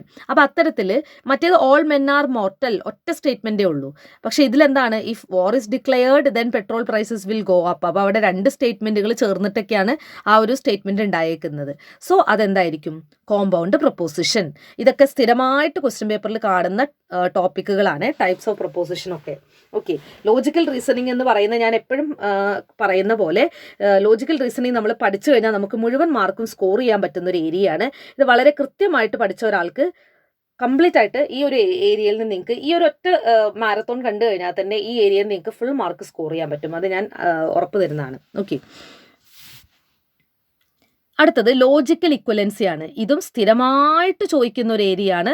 വളരെ സിമ്പിളാണ്. ഈ ഒരു ഒറ്റ കാര്യം നോക്കിക്കഴിഞ്ഞാൽ നിങ്ങൾക്ക് ഇത് ഈസി ആയിട്ട് ഇനി നിങ്ങൾക്ക് ലോജിക്കൽ ഇക്വലൻസി തെറ്റിപ്പോവില്ല. അത്രയും എളുപ്പത്തിലാണ് ഇത് പറഞ്ഞു തരാൻ പോകുന്നത്. ലോജിക്കൽ ഇക്വലൻസി എന്ന് പറഞ്ഞു കഴിഞ്ഞാൽ നമുക്കൊരു സ്റ്റേറ്റ്മെൻറ്റ് തന്നിട്ട് നമ്മളടുത്ത് പറയും ഇതിന് ലോജിക്കലി ഇക്വലൻ്റ് ആയിട്ടുള്ള സ്റ്റേറ്റ്മെൻറ്റ് ഓപ്ഷനുകളിൽ നിന്ന് തിരഞ്ഞെടുക്കുക എന്നായിരിക്കും ചോദ്യം വരിക. ഓക്കെ, അപ്പോൾ നമുക്ക് അങ്ങനെ തിരഞ്ഞെടുക്കണമെങ്കിൽ ഈ 3 കണ്ടീഷൻസ് നോക്കിക്കഴിഞ്ഞാൽ ഈ 3 കണ്ടീഷൻസ് വെച്ചിട്ട് നമുക്ക് എന്ത് ചെയ്യാം? അതിൻ്റെ ആൻസറിലേക്ക് എത്താൻ പറ്റും. ഓക്കെ, അപ്പോൾ എങ്ങനെയാണ് അതിലേക്ക് എത്തുന്നതെന്ന് പറയാം. നമുക്ക് തന്നിരിക്കുന്ന സ്റ്റേറ്റ്മെൻറ്റിൻ്റെ കൺവേഴ്സോ ഒബ്വേഴ്സോ കോൺട്രാപോസിറ്റീവോ എടുത്തു കഴിഞ്ഞാൽ നമുക്ക് ലോജിക്കൽ ഇക്വലൻ്റ് സ്റ്റേറ്റ്മെൻറ്റ് കിട്ടും. അപ്പോൾ 3 കണ്ടീഷൻസ് ആണ് ഉള്ളത്. നമുക്ക് തന്നിരിക്കുന്ന സ്റ്റേറ്റ്മെൻറ്റിൻ്റെ കൺവേഴ്സ് എടുക്കാം, അല്ലെങ്കിൽ ഒബ്വേഴ്സ് എടുക്കാം, അല്ലെങ്കിൽ കോൺട്രാപോസിറ്റീവ് എടുക്കാം. ഇതിലേതെങ്കിലും ഒരെണ്ണമാണ് ആ ഓപ്ഷനിലുള്ളതെങ്കിൽ അതായിരിക്കും ലോജിക്കൽ ഇക്വലന്റ്. ഇനി നമുക്ക് ഓരോന്നായിട്ട് നോക്കാം എങ്ങനെയാണത് കണ്ടെത്തുന്നതെന്ന്. ഇപ്പം നമുക്ക് തന്നിട്ടുള്ള ചോദ്യത്തിൽ ഓൾ ആണ് സ്റ്റേറ്റ്മെന്റ് എന്ന് വിചാരിക്കാം. Okay, all S is P എന്നാണ് തന്നിരിക്കുന്നതെന്ന് വിചാരിക്കുക. അങ്ങനെയാണെങ്കിൽ അതിന് ലോജിക്കലി ഇക്വലന്റ് ആയിട്ട് നമുക്ക് പറയാൻ പറ്റുന്ന സം പി ഇസ് എസ് ആണ്. എന്തുകൊണ്ട് ഓൾ പി ഇസ് എസ് എന്ന് പറയാൻ പറ്റില്ല? കാരണം ഓൾ എന്ന് പറയുന്നത് സബ്ജക്റ്റിന് മാത്രമേ ഡിസ്ട്രിബ്യൂഷൻ ഉള്ളൂ, അതുകൊണ്ട് തിരിച്ചു പറയാൻ പറ്റില്ല എന്ന് നമ്മൾ പറഞ്ഞിട്ടുണ്ടായിരുന്നു. അപ്പോൾ സം പി ഈസ് എസ് എന്നുള്ളതും എന്താണ്, നമുക്ക് ലോജിക്കൽ ഇക്വലന്റ് ആയിട്ട് പറയാൻ പറ്റും. അപ്പോൾ ഓൾ തന്നു കഴിഞ്ഞാൽ അതിന് ഇക്വലന്റ് ആയിട്ടുള്ള സ്റ്റേറ്റ്മെന്റ് ഏതാണെന്ന് ചോദിച്ചു കഴിഞ്ഞാൽ ഒന്ന് എന്താണ്, സം പി ഈസ് എസ് എന്നുള്ളതാണ്. ഓക്കെ, ഇനി രണ്ടാമത്തെ നോക്കിയേ, ഓൾ എസ് ആർ പിയുടെ ഒബ്വേഴ്സ് എഴുതി കഴിഞ്ഞാലും നമുക്ക് ലോജിക്കൽ ഇക്വലന്റ് ആണ്. ഒബ്വേഴ്സ് എന്ന് പറയുന്ന ക്വാളിറ്റി നേരെ ഓപ്പോസിറ്റ് ഇടുക, അതായത് ഓളിന്റെ ക്വാളിറ്റി ഓപ്പോസിറ്റ് എന്താണ്, നോ. പിയുടെ തൊട്ട് മുന്നേ നോൺ ആഡ് ചെയ്ത് കൊടുക്കുക, അത്രേ ഉള്ളൂ. ഓക്കെ, അപ്പോൾ ഓൾ എസ് ആർ പി എന്ന് പറയുന്ന ഒരു സ്റ്റേറ്റ്മെന്റ് തന്നിട്ടുണ്ട്. അതിന് ലോജിക്കൽ ഇക്വലന്റ് ചോദിച്ചു കഴിഞ്ഞാൽ ഒന്നില്ലെങ്കിൽ നമുക്ക് സം പി ഈസ് എസ്, അതായത് കൺവേഴ്സ് എഴുതാം. കൺവേഴ്സ് എന്ന് പറഞ്ഞു കഴിഞ്ഞാൽ സബ്ജക്റ്റും പ്രെഡിക്കേറ്റും വെറുതെ തിരിച്ചിട്ടാൽ മതി. ഓക്കെ, പക്ഷെ ഇവിടെ വെറുതെ തിരിച്ചിടാൻ പറ്റില്ല, ഓൾ ആയതുകൊണ്ട്. അപ്പോൾ അതുകൊണ്ട് നമ്മൾ ഓൾ മാറ്റിയിട്ട് സം എന്നാക്കി, അത്രേ ഉള്ളൂ. അപ്പോൾ അതാണ് ഒന്നാമത്തെ ലോജിക്കൽ ഇക്വലന്റ്. രണ്ടാമത്തെ എന്താണ്, അതിന്റെ ഒബ്വേഴ്സ് എഴുതാം. ഒബ്വേഴ്സ് എഴുതുന്നത് എന്താണ്, അതിന്റെ ക്വാളിറ്റി ഓപ്പോസിറ്റ് എഴുതുക, പ്രെഡിക്കേറ്റിന് മുൻപിൽ ഒരു നോൺ ആഡ് ചെയ്ത് കൊടുക്കുക, അഥവാ അതിന്റെ കോംപ്ലിമെന്ററി പെയർ എടുക്കുക എന്ന് പറയും. ഓക്കെ, പിയുടെ തൊട്ട് മുന്നേ നോൺ ആഡ് ചെയ്യുന്നതിന് അതിന്റെ കോംപ്ലിമെന്ററി പെയർ എന്നാണ് പറയാം. ഓക്കെ, ഇത്ര ആലോചിച്ചാൽ മതി. അതായത് ഓൾ എസ് ആർ പി എന്ന് തന്നിട്ടുണ്ട്, അതിന്റെ ലോജിക്കൽ ഇക്വലന്റ് എഴുതാൻ പറഞ്ഞു കഴിഞ്ഞാൽ ഒന്നില്ലെങ്കിൽ നിങ്ങൾക്ക് അതിന്റെ കൺവേഴ്സ് ആയ സം പി ഇസ് എസ് ഓപ്ഷനിൽ ഉണ്ടോ നോക്കാം, അതില്ലെങ്കിൽ അതിന്റെ ഒബ്വേഴ്സ് ഉണ്ടോ നോക്കാം. ഒബ്വേഴ്സ് എങ്ങനെയാണ് എഴുതുന്നത്, ഓളിന്റെ ക്വാണ്ടിറ്റി ഓപ്പോസിറ്റ് എഴുതി, നോ. പിയുടെ തൊട്ട് മുന്നേ നോൺ ആഡ് ചെയ്തു, അപ്പോൾ no S are non P. അപ്പോൾ ഓൾ എസ് ആർ പിക്ക് ഇക്വലന്റ് ആണ് എന്ത്, no S are non P. അപ്പോൾ no S are non P എന്ന് പറയുന്നത് എന്തിന് ഈക്വൽ ആണ്, ഓൾ എസ് ആർ പിക്ക് ഈക്വൽ ആണ്. ഇനി അതും തന്നിട്ടില്ല എന്ന് വിചാരിച്ചോ. അപ്പോൾ മൂന്നാമതൊരു കണ്ടീഷനും കൂടെ ഉണ്ട്, contrapositive. All S are പിക്ക് ഈക്വൽ ആണ് എന്ത്, all non P are non S. എസും പിയും തിരിച്ചിട്ടു, രണ്ടിൻ്റെ മുൻപിൽ നോൺ ആഡ് ചെയ്ത് കൊടുത്തു. അപ്പോൾ ഓൾ എസ് ആർ പി എന്നൊരു ചോദ്യം വന്നിട്ടുണ്ടെങ്കിൽ അതിൻ്റെ ലോജിക്കൽ ഇക്വലന്റ് ചോദിച്ചു കഴിഞ്ഞാൽ ഒന്നില്ലെങ്കിൽ no some P is S എന്ന് എഴുതാം, no S are non P എന്ന് എഴുതാം, അല്ലെങ്കിൽ all non P are non S എന്ന് എഴുതാം. ഈ മൂന്ന് എണ്ണത്തിൽ ഏതെങ്കിലും ഒരെണ്ണം ഓപ്ഷനിലുണ്ടോ അതായിരിക്കും നമ്മുടെ ലോജിക്കൽ ഇക്വലന്റ്. സിമ്പിൾ അല്ലേ, ഇനി ഇത് തെറ്റിപ്പോവില്ലല്ലോ. അടുത്തത് നോ എസ് ഈസ് പി. ഉറപ്പായിട്ടും നമുക്കറിയാം നോ എസ് ഈസ് പിനെ തിരിച്ചിടാൻ പറ്റുന്ന അല്ലേ, നോ പി ഈസ് എസും നോ എസ് ഈസ് പിയും സെയിം ആണ്. അപ്പോൾ അതിൻ്റെ കൺവേഴ്സ് എടുത്തു കഴിഞ്ഞാൽ നമുക്ക് അത് ലോജിക്കൽ ഇക്വലന്റ് ആണ്. ഇനി ഒബ്വേഴ്സ് എടുക്കുന്ന എങ്ങനെയാണ്, ക്വാളിറ്റി ഓപ്പോസിറ്റ് എഴുതുക. നോയുടെ ക്വാളിറ്റി ഓപ്പോസിറ്റ് എന്താണ്, ഓള്. പിയുടെ മുമ്പിൽ ഒരു നോൺ ആഡ് ചെയ്ത് കൊടുക്കുക, അപ്പോൾ എന്തായി, all S are non P. അപ്പം നോ എസ് ആർ പിക്ക് ഈക്വൽ ആണ് നോ പി ആർ എസ്, അതുപോലെ തന്നെ all S are non P. പിന്നെ ഇതിന് കോൺട്രാ പോസിറ്റീവ് ഇല്ല, അപ്പോൾ രണ്ട് കണ്ടീഷൻ മാത്രമേ ഉള്ളൂ. അപ്പോൾ നോ വരുമ്പോൾ ഒന്നില്ലെങ്കിൽ നോ എസ് ഈസ് പി എന്നുള്ളത് നോ പി ഈസ് എസ്, അല്ലെങ്കിൽ all S are non P. അപ്പോൾ രണ്ട് കണ്ടീഷനേ ഉള്ളൂ. നോ വന്നു കഴിഞ്ഞാൽ നോ എസ് ഈസ് പി തിരിച്ചിട്ട് കൊടുക്കുക, നോ പി ഈസ് എസ് ആക്കാം. അതുപോലെ തന്നെ all S are non P എന്നും എഴുതാം. ഓക്കെ, ക്ലിയർ ആണല്ലോ. ഇനി സം ആണെങ്കിലോ, നമ്മൾ നേരത്തെ പറഞ്ഞു സമ്മിനും രണ്ടിനും ഡിസ്ട്രിബ്യൂഷൻ ഇല്ല, തിരിച്ചെഴുതാമെന്ന്. അപ്പോൾ അതുകൊണ്ട് കൺവേഴ്സ് എടുക്കാം. സം എസ് ഈസ് പി എന്ന് പറയുന്നത് സം പി ഈസ് എസ് എന്ന് പറയുന്നതും സെയിം ആണ്, അപ്പോൾ അത് ലോജിക്കൽ ഇക്വലന്റ് ആണ്. ഇനി സം അതിൻ്റെ ഒബ്വേഴ്സ് എടുക്കാം. സമ്മിൻ്റെ ഓപ്പോസിറ്റ് എന്താണ്, സം നോട്ട്. അപ്പോൾ സം എസ് ആർ നോട്ട്, പിന്നെ പിയുടെ മുമ്പിൽ നോൺ ആഡ് ചെയ്ത് കൊടുക്കുക. Some S are not non P. നോട്ടും നോണും ഒരേപോലെ വന്ന് തന്നെ കട്ട് ചെയ്തു, അപ്പോൾ എന്തായി, സം എസ് ആർ പി എന്ന് തന്നെ കിട്ടിയില്ലേ, അതാണ് അവിടെ പറയുന്നത്. അപ്പോൾ സം എസ് ആർ പിക്ക് ഇക്വലന്റ് ആണ് എന്ത്, some S are not non P. അതായത് അതിൻ്റെ ഒബ്വേഴ്സ് എടുക്കാൻ അതിൻ്റെ ക്വാളിറ്റി ഓപ്പോസിറ്റ് എഴുതണം. സമ്മിൻ്റെ ക്വാളിറ്റി ഓപ്പോസിറ്റ് എന്താണ്, ക്വാണ്ടിറ്റി ഓപ്പോസിറ്റ് എന്താണ്, സം നോട്ട്. എന്നിട്ട് പിയുടെ തൊട്ട് മുമ്പിൽ നോൺ ആഡ് ചെയ്ത് കൊടുത്തു, അപ്പോൾ some S are not non P. ആ നോട്ടും നോണും രണ്ട് നെഗറ്റീവാണ്, ക്യാൻസൽ ചെയ്തു, അപ്പോൾ സം എസ് ആർ പി എന്ന് തന്നെയല്ലേ കിട്ടുക. അപ്പോൾ ഫലത്തിൽ അതൊന്നായില്ലേ. ഇനി അതിൻ്റെ contrapositive, some S are പിയുടെ കോൺട്രാ പോസിറ്റീവ് രണ്ടും തിരിച്ചിടുക, പ്രെഡിക്കേറ്റ് സബ്ജക്റ്റും തിരിച്ചിട്ടിട്ട് രണ്ടിന് മുൻപിൽ നോൺ ആഡ് ചെയ്ത് കൊടുക്കുക, അപ്പോൾ some non P are non S. Okay, അപ്പോൾ അതിന് മൂന്ന് കണ്ടീഷൻസ് ഉണ്ട്. ഇനി സം നോട്ട് വന്നു കഴിഞ്ഞാൽ ഒറ്റ രീതിയിൽ മാത്രമേ നമുക്ക് അതിൻ്റെ ലോജിക്കൽ ഇക്വലൻസ് എഴുതാൻ പറ്റുള്ളൂ, അതിൻ്റെ ഒബ്വേഴ്സ്. അതായത് ക്വാണ്ടിറ്റി ഓപ്പോസിറ്റ് എഴുതണം. സം നോട്ടിൻ്റെ ക്വാണ്ടിറ്റി എന്താ, ഓപ്പോസിറ്റ് എന്താണ്, സം അല്ലേ. സം എസ് ആർ പിയുടെ മുമ്പിൽ നോൺ ആഡ് ചെയ്ത് കൊടുക്കുക, അപ്പോൾ some S are non P. കിട്ടിയല്ലോ. അപ്പോൾ ഇത്രയേ ഉള്ളൂ ലോജിക്കൽ ഇക്വലൻസി. ലോജിക്കൽ ഇക്വലൻസി എന്ന് ഫുൾ മാർക്കും ഇങ്ങനെ പഠിച്ചു കഴിഞ്ഞാൽ സ്കോർ ചെയ്യാൻ പറ്റും, ഒരു ബുദ്ധിമുട്ടുമില്ല അല്ലേ. ഈ ഒരൊറ്റ ടേബിൾ മാത്രം പഠിച്ചു കഴിഞ്ഞാൽ നിങ്ങൾക്ക് ഈ ഫുൾ മാർക്ക് സ്കോർ ചെയ്യാൻ പറ്റും. ഞാൻ ഈ ഫുൾ ടേബിൾ ഒന്ന് കാണിച്ചു തരാം. ഓക്കെ, ഇതിൻ്റെ നോട്ട്സ് ഞാൻ ടെലിഗ്രാമിൽ ഷെയർ ചെയ്യാം. ആരെങ്കിലും ടെലിഗ്രാം ചാനലിൽ ജോയിൻ ചെയ്യാത്തവരുണ്ടെങ്കിൽ ജോയിൻ ചെയ്യുക. ഓക്കെ, ഈ നോട്ട്സ് ഞാൻ അതിനകത്ത് ഷെയർ ചെയ്യുന്നതായിരിക്കും. Hope this is clear. അപ്പോൾ ഇനി ലോജിക്കൽ ഇക്വലൻസി എന്ന് പറയുന്ന ഒരു ഏരിയയിൽ നിന്ന് നിങ്ങൾ മാർക്ക് കളയില്ലല്ലോ, കളയില്ല, ഉറപ്പാണ്. ഇനി അടുത്തത് ഈ ഒരു ഏരിയയിലെ ഏറ്റവും വലിയ ടോപ്പിക്കാണ്. ഓക്കെ, ഇത് വളരെ വലിയൊരു ടോപ്പിക്കാണ്. എല്ലാം ഞാനൊന്ന് ജസ്റ്റ് ഓടിച്ചിട്ട് പറഞ്ഞുതരാം എങ്ങനെയാണെന്നുള്ളത്. ഓക്കെ, ഫാലസി എന്ന് പറഞ്ഞു കഴിഞ്ഞാൽ നമ്മളിപ്പോൾ ലോജിക്കൽ റീസണിങ്ങിൽ ഉപയോഗിക്കുന്ന സ്റ്റേറ്റ്മെൻറ്റുകളാണ് പ്രൊപ്പോസിഷൻ എന്ന് പറഞ്ഞു. അപ്പോൾ പ്രൊപ്പോസിഷനിൽ വരുന്ന എററുകളെയാണ് ഫാലസി എന്ന് പറയുന്നത്. അതായത് നമ്മൾ എന്തെങ്കിലും ഒരു എറർ കമ്മിറ്റ് ചെയ്തിട്ടുണ്ടെങ്കിൽ അതിനെയാണ് നമ്മൾ ഫാലസി എന്ന് പറയാം. അപ്പോൾ വെസ്റ്റേൺ ലോജിക്കിലെ ഫാലസികൾ 2 തരമാണ്, ഇൻഫോർമലും ഫോർമലും. ഓക്കെ, അതാണ് ഇവിടെ ഇൻഫോർമൽ ഫോർമൽ എന്ന് കൊടുത്തിട്ടുള്ളത്. ഓക്കെ, അപ്പോൾ ഫാലസി എന്ന് പറയുന്നത് നമ്മുടെ പ്രൊപ്പോസിഷനിൽ ഉണ്ടാവുന്ന എററുകളാണ് ഫാലസി എന്ന് പറയുന്നത്. 2 തരം ഫാലസികളാണ് നമുക്കുള്ളത്, ഫോർമൽ ഫാലസിയും ഇൻഫോർമൽ ഫാലസിയും. ഇത് വലിയ സ്ലൈഡാണ്, അതുകൊണ്ടാണ് ഞാൻ ഒരു കംപ്ലീറ്റ് സ്ലൈഡ് ഒരുമിച്ച് കാണിക്കാത്തത്. കണ്ടോ, ഇത്രയുണ്ട്. ഓക്കെ, അപ്പോൾ 2 തരം ഫാലസിയാണ്, ഇൻഫോർമലും ഉണ്ട് ഫോർമലും ഉണ്ട്. അപ്പോൾ നമുക്ക് ആദ്യം ഇൻഫോർമലിൽ നിന്ന് തുടങ്ങാം. ഓക്കെ, ഓരോന്നായിട്ട് ഡീറ്റെയിൽ ആയിട്ട് തന്നെ നോക്കാം. എല്ലാം ഇൻഫോർമൽ ആണ് പറയുന്നത്. ഇപ്പോൾ പറയാൻ പോകുന്ന എല്ലാം ഇൻഫോർമൽ ആണ്. ഇൻഫോർമൽ പറഞ്ഞു കഴിഞ്ഞിട്ടായിരിക്കും ഞാൻ ഫോർമലിലേക്ക് പോകുന്നത്. അപ്പോൾ നമ്മളിപ്പോൾ ഇൻഫോർമൽ ഫാലസികളാണ് നോക്കുന്നത്. അപ്പോൾ ഓരോന്നായിട്ട് നോക്കാം. അതിൽ ഫസ്റ്റ് ഇൻഫോർമൽ ഫാലസിയാണ് ആഡ് ഹോമിനം. നമ്മൾ പേഴ്സണലി അറ്റാക്ക് ചെയ്യുന്നതിനെയാണ് ആഡ് ഹോമിനം എന്ന് പറയുക. അതായത് ഒരാളുടെ അപ്പിയറൻസ് വെച്ചിട്ട്, ഒരാളുടെ ബാക്ക്ഗ്രൗണ്ട് വെച്ചിട്ട് ഒക്കെ നമ്മൾ പറയുകയാണെങ്കിൽ, അപ്പം നമ്മൾ പറയാണ് the patient argues that there is no need for him to go on a diet because the doctor is also overweight. അതായത് നമ്മൾ പറയാണ്, ഞാൻ ഈ ഡോക്ടർ പറയുന്നൊന്നും കേൾക്കേണ്ട ആവശ്യമില്ല, ഡോക്ടർ എന്നോട് വെയിറ്റ് കുറക്കാൻ പറഞ്ഞിട്ടുണ്ട്, ഞാനത് കേൾക്കാൻ പോകുന്നില്ല. അപ്പോൾ നമ്മൾ ചോദിക്കണം എന്താ കാരണം? കണ്ടു, ഡോക്ടറും ഓവർ വെയിറ്റ് ആണ് എന്ന് പറയുന്നത് ഒരു ഫാലസി അല്ലേ, ഒരു തെറ്റല്ലേ? കാരണം ഡോക്ടർ നിങ്ങളോട് വെയിറ്റ് കുറക്കാൻ പറഞ്ഞിട്ടുണ്ടെങ്കിൽ നിങ്ങളുടെ ആരോഗ്യ പ്രശ്നങ്ങൾ എന്തെങ്കിലും ഉള്ളതുകൊണ്ടായിരിക്കും. നമ്മൾ പറയാണ് ഞാനത് കേൾക്കാൻ പോകുന്നില്ല, അതിന് വാലിഡ് ആയിട്ടുള്ള ഒരു റീസൺ പറയുന്നില്ല. അതിന് പകരം നമ്മൾ എന്താ പറയുന്നത്, ഡോക്ടറും ഓവർ വെയിറ്റ് ആണ് എന്ന് പറയുന്നത് നമ്മൾ ഡോക്ടറെ പേഴ്സണലി അറ്റാക്ക് ചെയ്യുന്ന പോലെയാണ് അല്ലേ. സോ അതെന്താണ്, ആഡ് ഹോമിനം ഫാലസിയാണ്. അപ്പോൾ ഇൻഫോർമൽ ഫാലസിയിലെ ഫസ്റ്റ് വൺ എന്താണ്, ആഡ് ഹോമിനം. നമ്മൾ ആ സ്റ്റേറ്റ്മെൻറ്റിനെ ഗണ്ണിക്കാൻ വേണ്ടി നമ്മൾ ഉപയോഗിക്കുന്നത് പേഴ്സണൽ അറ്റാക്കാണ്. അപ്പോൾ അതൊരു ഫാലസിയാണ്, അതൊരു തെറ്റാണല്ലേ. സോ അതിനെ നമ്മൾ ആഡ് ഹോമിനം എന്നാണ് പറയാം. ഓക്കെ, രണ്ടാമത്തെ ഫാലസിയാണ് സ്ട്രോമൻ ഫാലസി. അതായത് ഒരാൾ കുറേ സ്ട്രോങ്ങർ ആർഗ്യുമെൻ്റ് പറയുന്നുണ്ട്, പക്ഷെ അറിയാതെ അയാൾ ഒരു വീക്ക് ആർഗ്യുമെൻ്റ് പറഞ്ഞിട്ടുണ്ടെങ്കിൽ ആ വീക്ക് ആർഗ്യുമെൻറ്റിൽ കയറി പിടിച്ച് നമ്മൾ അയാളെ അയാളുടെ വാദങ്ങളെ മുഴുവൻ പൊളിക്കാൻ ശ്രമിക്കുന്നതിനെയാണ് സ്ട്രോമൻ എന്ന് പറയുക. ഇങ്ങനെ ആലോചിച്ചാൽ മതി, ഒരു കച്ചിത്തുരുമ്പ് കിട്ടിക്കഴിഞ്ഞാൽ നമ്മൾ അതിൽ കയറി പിടിക്കുമെന്ന് പറയില്ലേ. അതായത് ഇപ്പോൾ in A debate on abolishing the death penalty, അതായത് ഒരു ഡിബേറ്റ് നടക്കുകയാണ്, ഡെത്ത് പെനാൽറ്റി അതായത് വധശിക്ഷയെ പറ്റിയിട്ട് ഒരു ഡിബേറ്റ് നടക്കുകയാണ്.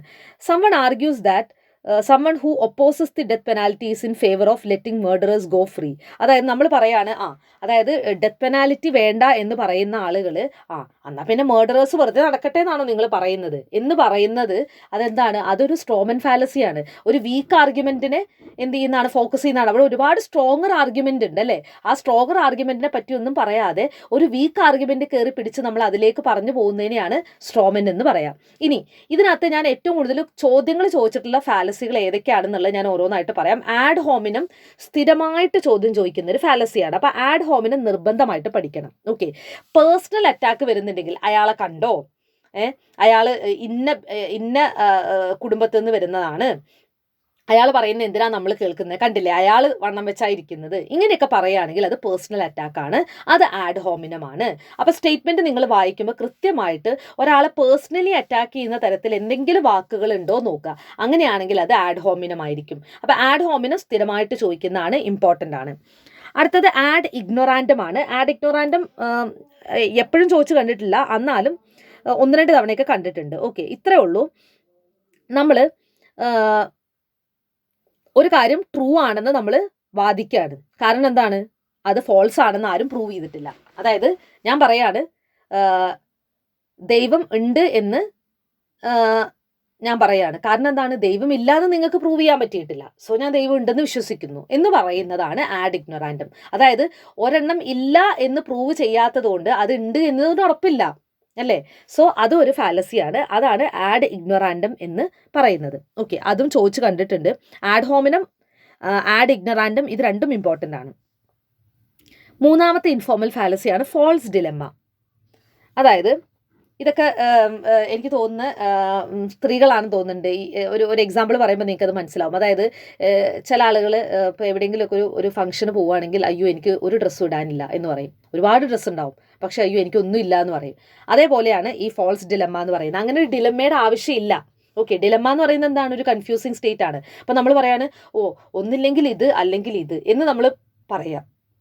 നമ്മൾ പറയാണ് ഈ രണ്ട് ഓപ്ഷനേ ഉള്ളൂ എന്ന് പറയാണ്. Where there are multiple options, രണ്ട് ഓപ്ഷനിൽ കൂടുതൽ ഉണ്ടായിട്ടും നമ്മൾ പറയാണ് രണ്ട് ഓപ്ഷനേ ഉള്ളൂ എന്ന് പറയുകയാണെങ്കിൽ അതിനെയാണ് ഫോൾസ് ഡിലെമ്മ എന്ന് പറയുന്നത്. ഓക്കെ, ഒരു എക്സാമ്പിൾ പറയുകയാണെങ്കിൽ, if we leave our house too late, നമ്മൾ വീട് വിട്ടിറങ്ങുന്നത് ഒരുപാട് ലേറ്റ് ആയിട്ടാണെങ്കിൽ our only options are to skip the event or miss the opening speech. ഒന്നില്ലെങ്കിൽ നമ്മൾ ആ ഈവൻറ്റ് മിസ്സാവും, അല്ലെങ്കിൽ അതിൻ്റെ ഓപ്പണിംഗ് സ്പീച്ച് നമുക്ക് മിസ്സാവും. ഓക്കെ, അപ്പം ഇതല്ലാതെ വേറെ ഓപ്ഷൻസ് ഉണ്ട്. പക്ഷെ നമ്മൾ വേറെ കുറേ ഓപ്ഷൻസ് ഉണ്ടായിട്ട് നമ്മൾ രണ്ട് ഓപ്ഷൻ മാത്രമായിട്ട് ചുരുക്കിയിട്ട് പറയുന്നതിനെയാണ് ഫോൾസ് ഡിലെമ്മ എന്ന് പറയുന്നത്.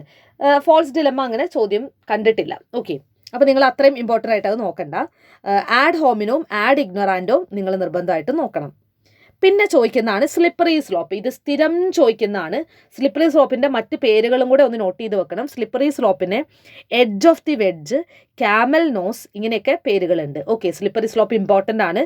സ്ലിപ്പറി സ്ലോപ്പിൻ്റെ മറ്റ് പേരുകളാണ് edge of the wedge, camel nose. Okay, എന്താണ് സ്ലിപ്പറി സ്ലോപ്പ്? നമ്മൾ പറയാണ് ഒന്ന് അടുത്തതിലേക്ക് നയിക്കും, അത് അടുത്തതിലേക്ക് നയിക്കും, അത് അടുത്തതിലേക്ക് നയിക്കും, പിന്നെ നമുക്ക് കൺട്രോൾ ചെയ്യാൻ പറ്റില്ല. അതായത് ഒരു സ്ലിപ്പറി സ്ലോപ്പ് പോലെ. അതായത് നമ്മൾ നല്ല വഴുക്കലുള്ള ഒരു സ്ലോപ്പ് അല്ലേ, നല്ല ഒരു കുത്തനെയുള്ള ഒരു ഇറക്കത്തിൽ അതിൻ്റെ ഏറ്റവും മുകൾ ഭാഗത്ത് വഴുക്കലുണ്ടെങ്കിൽ എന്താ സംഭവിക്കുക, അവിടെ അങ്ങ് നമ്മൾ കാല് സ്ലിപ്പായി കഴിഞ്ഞാൽ പിന്നെ നേരെ താഴേക്ക് വന്ന് വീഴും അല്ലേ. അപ്പോൾ അതിനെയാണ് സ്ലിപ്പറി സ്ലോപ്പ് എന്ന് പറയുക. അതായത് ഒരു സ്റ്റെപ്പ് അടുത്തതിലേക്ക് നയിക്കും, പിന്നെ നമുക്ക് കൺട്രോൾ ചെയ്യാൻ പറ്റില്ല എന്ന് പറയുന്നതാണ്. അപ്പോൾ ഒരു എക്സാമ്പിൾ പറയുകയാണെങ്കിൽ, അതിനൊരു എക്സാമ്പിൾ പറയുകയാണെങ്കിൽ, ഇത് ഒരു തവണ ചോദിച്ചൊരു ക്വസ്റ്റ്യൻ ആയിരുന്നു. ഒരു കമ്പനി പറയുന്നതാണ്, നാളെ ഒരു കമ്പനി പറയാണ് അതിലെ എംപ്ലോയീസ് ഒരു കഫേ തുടങ്ങണം എന്ന് മാനേജ്മെൻറ്റിനോട് ആവശ്യപ്പെട്ടു.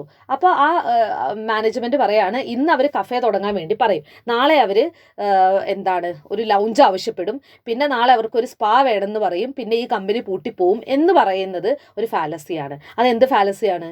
Slippery slope ഫാലസിയാണ്. ഒന്ന് അടുത്തതിലേക്ക് നയിക്കും, അടുത്തതിലേക്ക് നയിക്കും, പിന്നെ നമുക്ക് കൺട്രോൾ ചെയ്യാൻ പറ്റില്ല. അപ്പോൾ ആ സ്ലിപ്പറി സ്ലോപ്പ് എന്ന് പറയുന്നത് ഇങ്ങനെ ഒരു ചെയിന് പോലെ ആയിരിക്കും. അപ്പോൾ ചെയിന് പോലെയുള്ള ആർഗ്യുമെൻറ്റുകളാണെങ്കിൽ അതെന്തായിരിക്കും? സ്ലിപ്പറി സ്ലോപ്പ് ആയിരിക്കും എന്നുള്ള കാര്യം മനസ്സിലാക്കുക. ഓക്കെ, ക്ലിയർ ആണല്ലോ.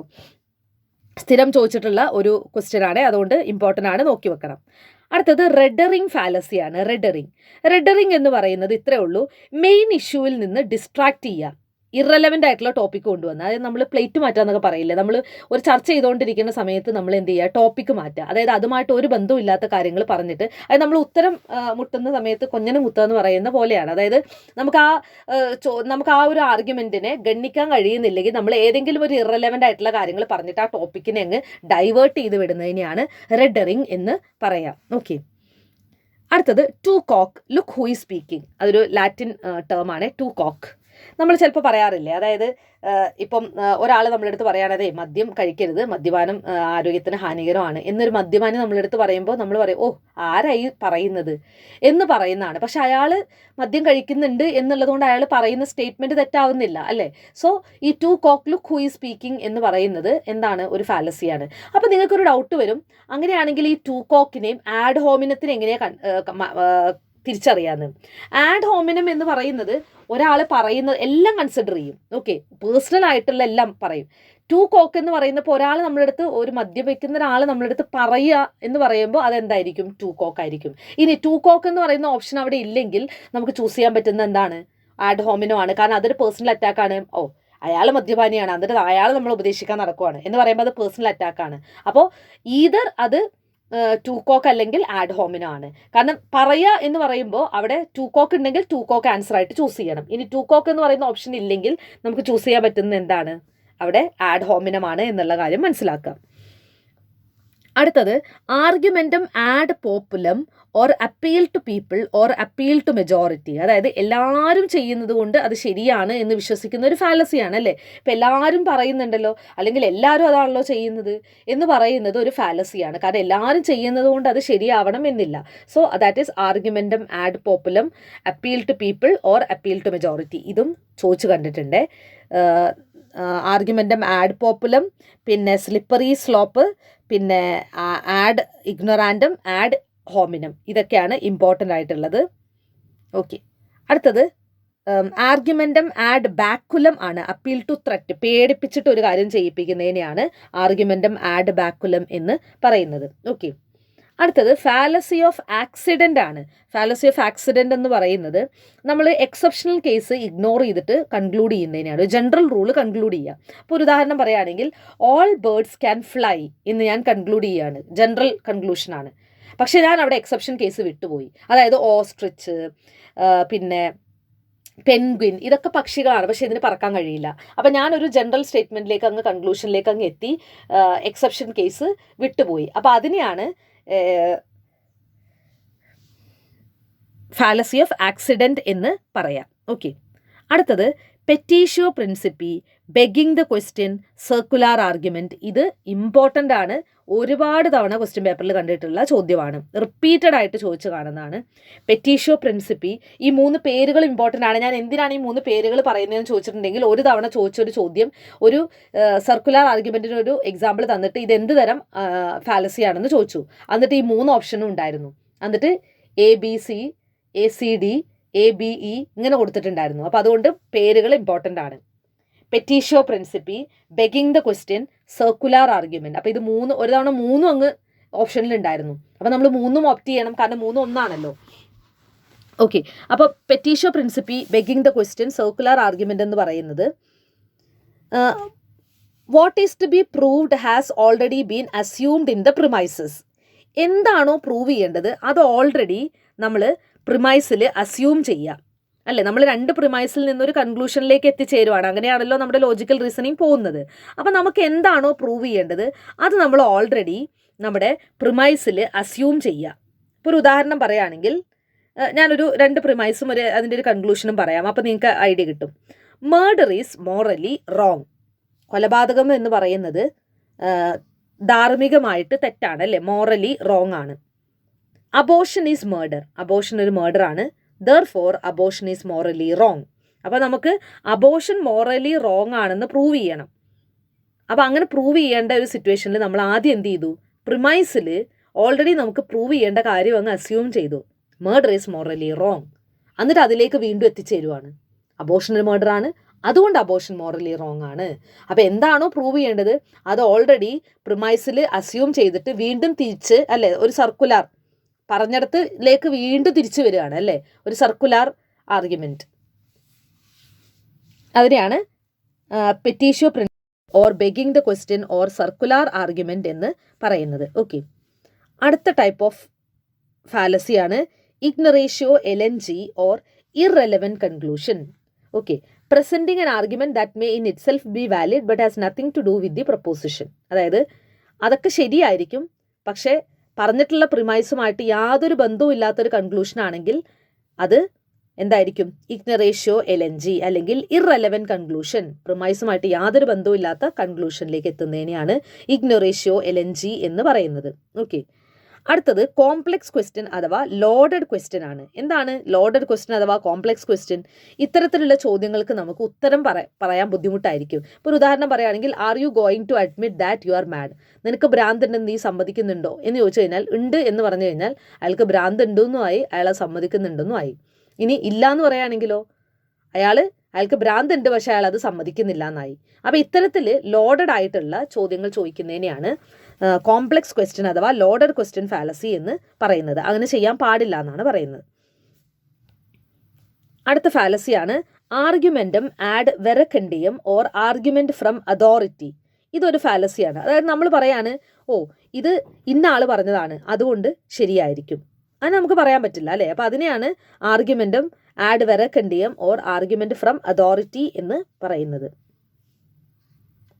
Next is argumentum ad misericordiam or appeal to പിറ്റി.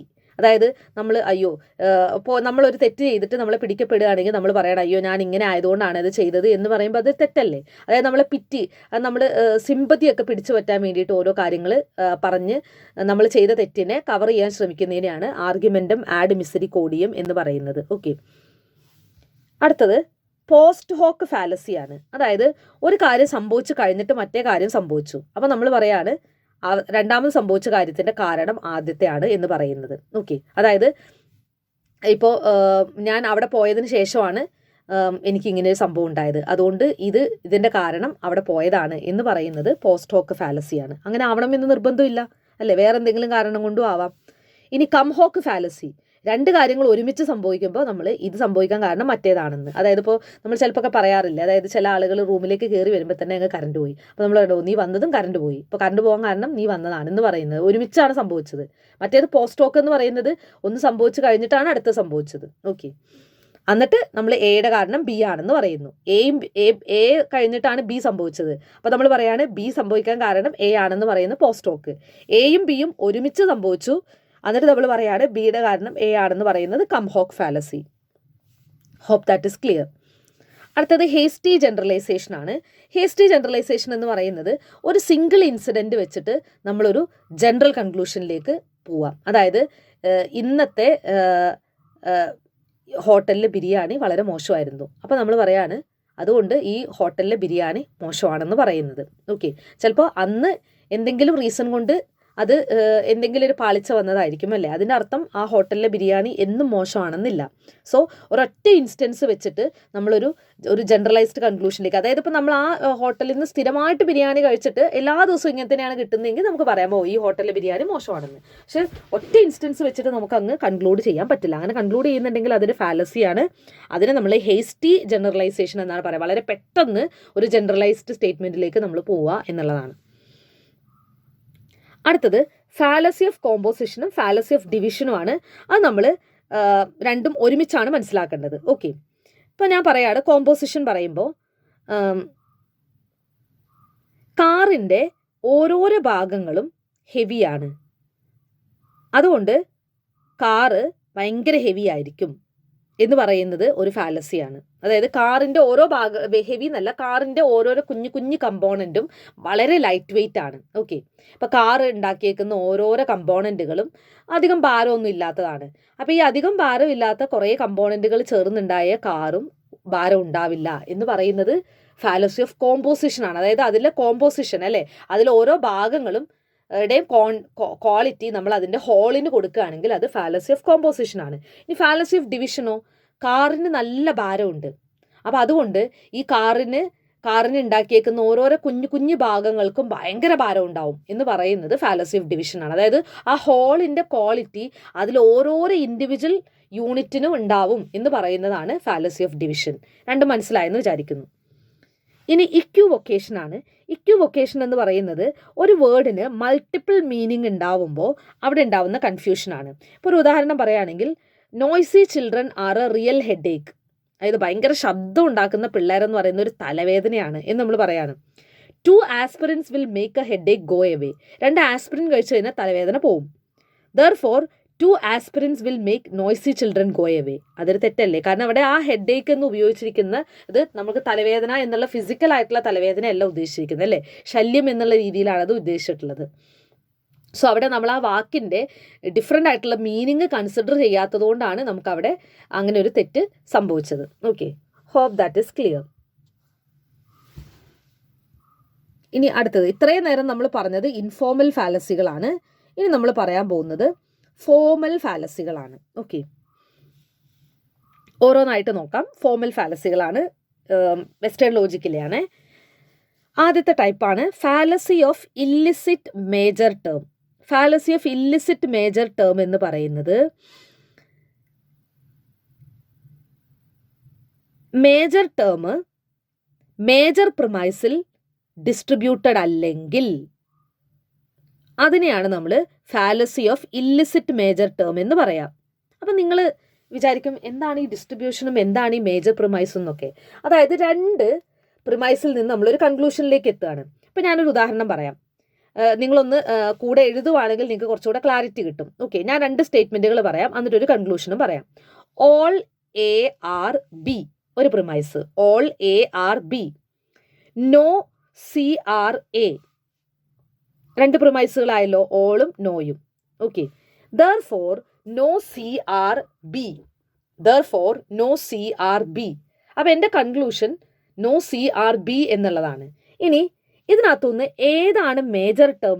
Major term എന്ന് പറയുന്നത് കൺക്ലൂഷന്റെ പ്രെഡിക്കേറ്റ് ആണ്. അപ്പം നോ സി ആർ ബി, കൺക്ലൂഷന്റെ പ്രെഡിക്കേറ്റ് ഏതാണ്? ബി. അപ്പം നമ്മുടെ മേജർ ടേം ഏതാണ്? ബി ആണ്. ക്ലിയർ ആണല്ലോ? അപ്പം മേജർ ടേം നമ്മൾ മാറ്റി വെച്ചു, ബി എന്ന് എഴുതി. ഇനി നേരത്തെ നമ്മൾ രണ്ട് പ്രിമൈസ് പറഞ്ഞിട്ടുണ്ട്. ഈ ബി എന്ന് പറയുന്ന മേജർ ടേം വരുന്ന പ്രിമൈസ് ആണ് മേജർ പ്രിമൈസ്. അപ്പൊ ബി വരുന്ന ടേം പ്രിമൈസ് ഏതായിരുന്നു? നമ്മൾ നേരത്തെ രണ്ട് പ്രിമൈസ് പറഞ്ഞില്ലേ, all A are B, no C are A. അതാണ് രണ്ട് പ്രിമൈസ്. അതിൽ നിന്നാണ് നോ സി ആർ ബി എന്ന് പറയുന്ന കൺക്ലൂഷൻ നമ്മൾ എടുത്തത്. ഓക്കെ, അപ്പോൾ ഈ ബി എന്ന് പറയുന്ന മേജർ ടേം വരുന്ന പ്രിമൈസ് ഏതാണ്? ഓൾ എ ആർ ബി എന്നുള്ളതാണ്. ഓക്കെ, അത് കൺഫ്യൂഷൻ ഇല്ലല്ലോ. ഓൾ എ ആർ ബി എന്നുള്ളതാണ് ബി എന്ന് പറയുന്ന മേജർ ടേം വരുന്ന പ്രിമൈസ്.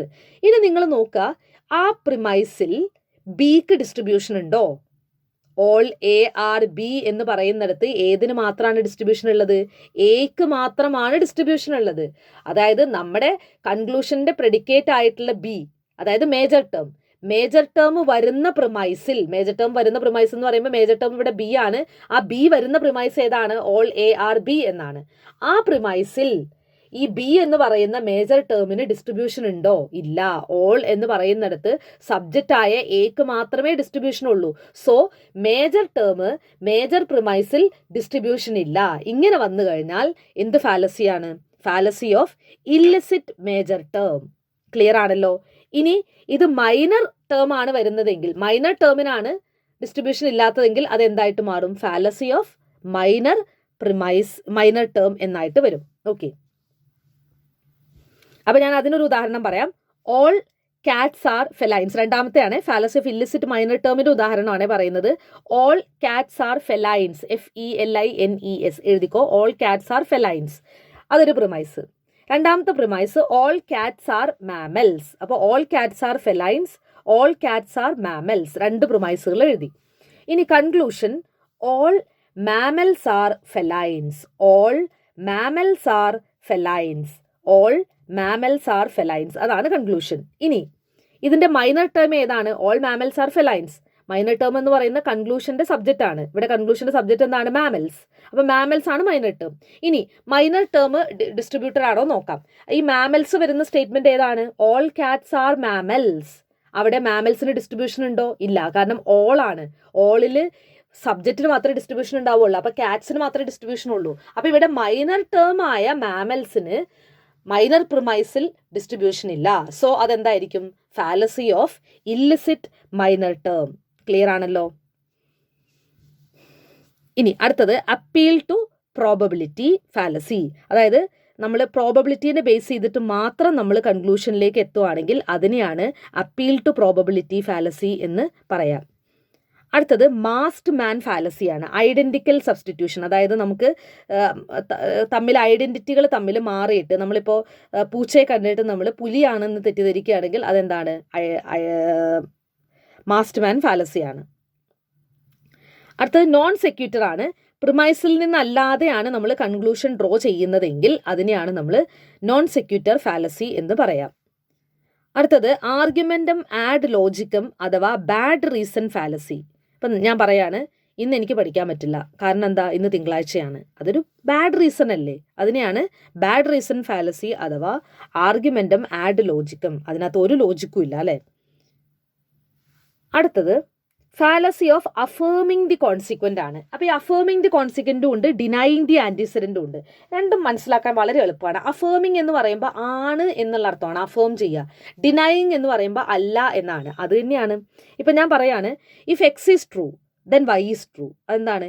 എക്സ് ട്രൂ ആണെങ്കിൽ വൈയും ട്രൂ ആയിരിക്കും എന്ന് പറയുകയാണെങ്കിൽ ആദ്യം പറഞ്ഞതിനെ അഫേം ചെയ്യുവാണ്, പിന്നെ പറയുന്നത് അല്ലേ, കോൺസിക്വന്റ് അഫേം ചെയ്യുവാണ്. Okay, so if X is true then Y is true. അതെന്തായിരിക്കും? Affirming the consequent.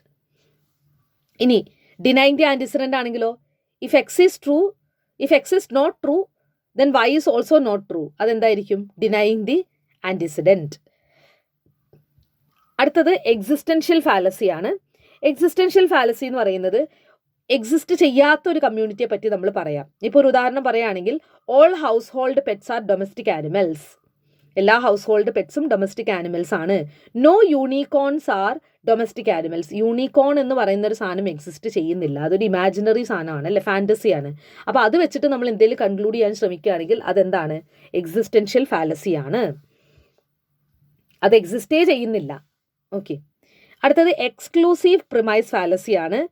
Occurs when two premises are negative. അതായത് രണ്ട് നെഗറ്റീവ് പ്രിമൈസുകൾ, അതായത് നമ്മുടെ പ്രിമൈസ് രണ്ടും നെഗറ്റീവ് ആണെങ്കിൽ, അതായത് നോയും സം നോട്ടും, അല്ലെങ്കിൽ രണ്ട് നോ അല്ലെങ്കിൽ രണ്ട് സം നോട്ട്, ഇങ്ങനെയാണെങ്കിൽ അതിൽ നിന്ന് നമ്മളൊരു കൺക്ലൂഷനിലേക്ക് എത്തുവാണെങ്കിൽ അതൊരു ഫാലസിയാണ്. ആ ഫാലസീനെയാണ് നമ്മൾ എക്സ്ക്ലൂസീവ് പ്രിമൈസ് ഫാലസി എന്ന് പറയുന്നത്. അടുത്തത് ഫാലസി ഓഫ് 4 ടേംസ് ആണ്. നമുക്ക് ആകെ 3 ടേമേ ഉള്ളൂ. ഏതൊക്കെയാണ് ആ 3 term? Minor term, major term, middle term. ഇത് കൂടാതെ വേറെ ഏതെങ്കിലും ഒരു പുതിയ ടേമും കൂടി വന്നു കഴിഞ്ഞാൽ അതൊരു ഫാലസിയാണ്. അതായത് നമ്മുടെ പ്രൊപ്പോസിഷനിൽ നമുക്ക് 3 ടേമേ ഉണ്ടാവാൻ പാടുള്ളൂ. മേജർ ടേം ഉണ്ടാവാം, മൈനർ ടേം ഉണ്ടാവാം, പിന്നെ 2 പ്രിമൈസിൽ കോമൺ ആയിട്ട് മിഡിൽ ടേം ഉണ്ടാവാം. ഓക്കെ, അതല്ലാതെ 4മതൊരു ടേം വന്നു കഴിഞ്ഞാൽ അതൊരു ഫാലസിയാണ്. അതിനെയാണ് ഫാലസി ഓഫ് 4 ടേംസ് എന്ന് പറയുന്നത്. അപ്പം ഇത്രയാണ് നമുക്ക് വെസ്റ്റേൺ ലോജിക്കിൽ പഠിക്കാനുള്ളത്. ഇത്രയും നമ്മൾ പഠിച്ചു കഴിഞ്ഞാൽ നമ്മുടെ വെസ്റ്റേൺ ലോജിക്ക് തീർന്നു. ഓക്കെ, ഇനി നമ്മൾ ഇന്ത്യൻ ലോജിക്കിലേക്കാണ് പോകുന്നത്. ഓക്കെ, ഇന്ത്യൻ ലോജിക്ക് അഥവാ ന്യായാസിലോജിസം. ഇതിന്റെ പ്രൊപ്പോണന്റ് ആരാണ്? ഗൗതമ. ഓക്കെ, ഇനി 4 conditions for a sentence to be intelligible. നമ്മുടെ സെന്റൻസ് ഇന്റലിജിബിൾ ആവണമെങ്കിൽ, അതായത് നമ്മുടെ സെന്റൻസിന് ഒരു ലോജിക്ക് ഉണ്ടാവണമെങ്കിൽ ഈ 4 കണ്ടീഷൻസ് ഫോളോ ചെയ്തിരിക്കണം എന്നാണ് പറയാം. ഓക്കെ, അപ്പോൾ ഏതൊക്കെയാണ് 4 കണ്ടീഷൻസ്? ഇതൊക്കെ ചോദ്യങ്ങൾ വന്നിട്ടുണ്ട്. ആകാംക്ഷ, യോഗ്യത, സന്നിധി, താല്പര്യം.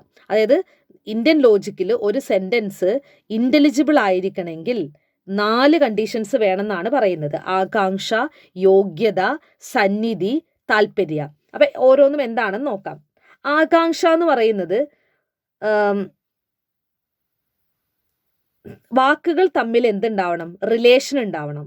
ഓക്കെ, അതിനെയാണ് ആകാംക്ഷ എന്ന് പറയുന്നത്. അപ്പോൾ ഒരു സെന്റൻസ് ഇന്റലിജിബിൾ ആവണമെങ്കിൽ അതിൽ ഉപയോഗിച്ചിരിക്കുന്ന വാക്കുകൾ തമ്മിൽ ബന്ധം ഉണ്ടാവണം. ഇപ്പം ഞാൻ പറയാണ്, green, cup, come, go, there, she.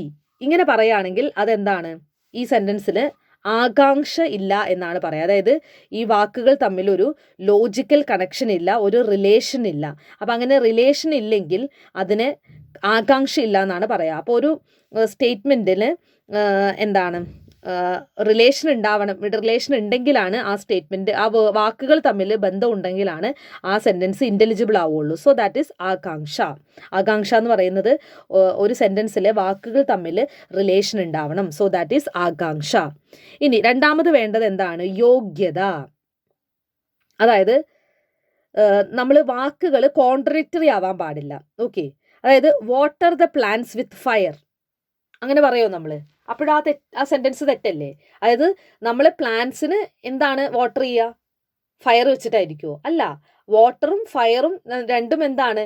Contradictory ആയിട്ടുള്ള സ്റ്റേറ്റ്മെൻ്റ് ആണ്. അപ്പം നമ്മളൊരു സ്റ്റേറ്റ്മെൻറ്റ് ഇൻ്റലിജിബിൾ ആവണമെങ്കിൽ നമ്മൾ ഉപയോഗിക്കുന്ന വാക്കുകൾ എന്തായിരിക്കണം? ഒരിക്കലും കോൺട്രഡിക്റ്ററി ആവാൻ പാടില്ല.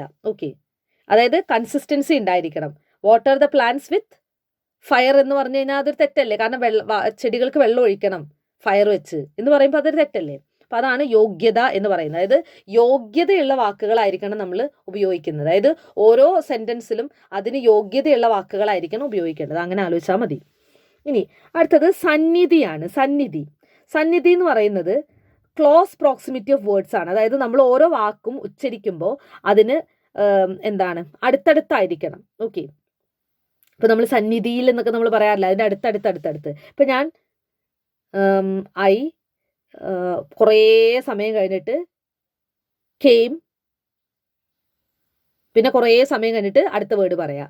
അല്ലെങ്കിൽ ഒരു സെൻറ്റൻസ് ഒരു വേർഡ് എഴുതിയിട്ട് കുറേ സ്പേസ് ഇട്ടിട്ട് അടുത്ത വേർഡ് എഴുതാം. അപ്പോൾ അതെന്തായിരിക്കില്ല, ഇൻ്റലിജിബിൾ ആയിരിക്കില്ല ആ സെൻറ്റൻസ്. അപ്പോൾ സന്നിധി എന്ന് പറയുന്നത് വാക്കുകൾ തമ്മിലുള്ള അടുപ്പമാണ് അല്ലേ, അടുത്തടുത്തടുത്ത് പ്രോക്സിമിറ്റിയിൽ അല്ലേ, ക്ലോസ് പ്രോക്സിമിറ്റിയിൽ എഴുതുന്നതിനെയാണ് സന്നിധി എന്ന് പറയുന്നത്. ഓക്കെ, അടുത്തത് താല്പര്യ ആണ്. താല്പര്യ എന്ന് പറയുന്നത് the validity of sentence depend on its purport. അതായത് അതിൻ്റെ ലിറ്ററൽ മീനിങ് അല്ല, അതിൻ്റെ ഒരു എന്താണ്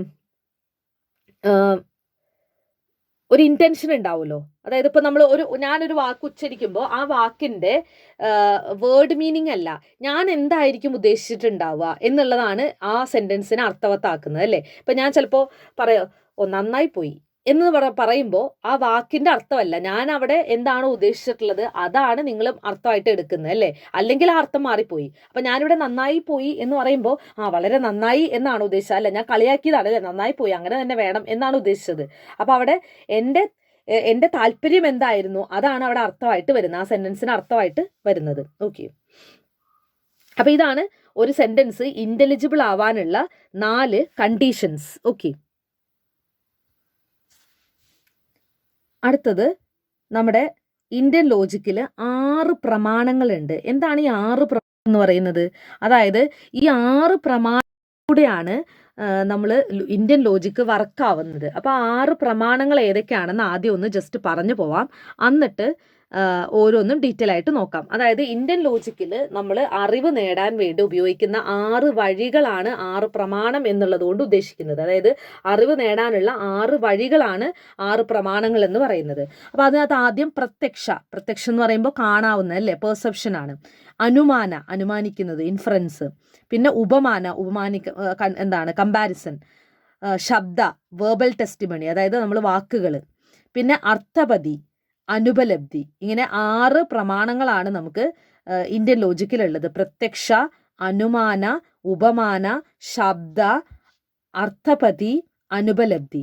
ഓക്കെ, നമുക്ക് ഓരോന്നായിട്ട് ഡീറ്റെയിൽ ആയിട്ട് നോക്കാം. പ്രത്യക്ഷ എന്ന് പറയുന്നത് നമുക്ക് അറിവ് നേടാനുള്ള ഒരു വഴി എന്താണ്, നമ്മുടെ 5 സെൻസ് ഓർഗൻസ്, പഞ്ചേന്ദ്രിയങ്ങളിലൂടെ നമ്മൾ മനസ്സിലാക്കുന്ന അറിവിനെയാണ് പ്രത്യക്ഷ എന്ന് പറയാം. അപ്പോൾ ഇന്ത്യൻ ലോജിക്ക് അനുസരിച്ച് നമുക്ക് അറിവ് നേടാനുള്ള ഒരു വഴി എന്താണ്, പ്രത്യക്ഷയാണ്. അതായത് കണ്ട്, കേട്ട്, രുചിച്ച്, തൊട്ട്, ടച്ച് ചെയ്ത്, മണത്ത് നോക്കി, ഇങ്ങനെയൊക്കെ നമുക്ക് എന്ത് ചെയ്യാം, കാര്യങ്ങളെ മനസ്സിലാക്കാം. അപ്പോൾ അതിനെയാണ് നമ്മൾ പ്രത്യക്ഷ പ്രമാണ എന്ന് പറയുന്നത്. ഓക്കെ, സോ ദാറ്റ് ഈസ് പ്രത്യക്ഷ പ്രമാണ.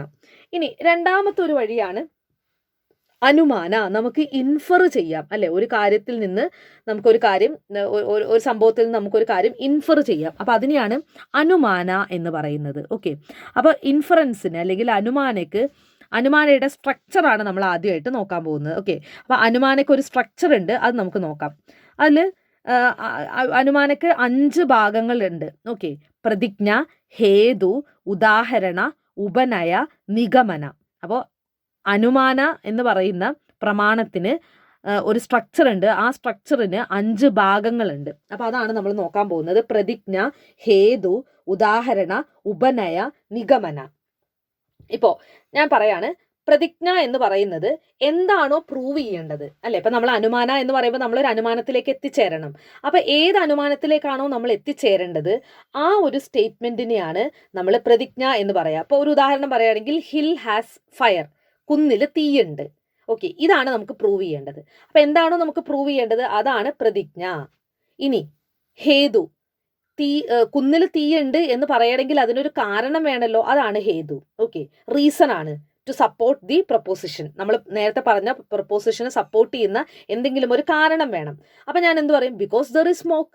അപ്പോൾ അതിനൊരു കാരണം ഞാൻ എന്ത് പറയും, അവിടെ പുകയുണ്ട്, അതുകൊണ്ട് കുന്നിൽ തീ ഉണ്ടാവാം എന്ന് പറയാം, അതാണ് ഹേതു.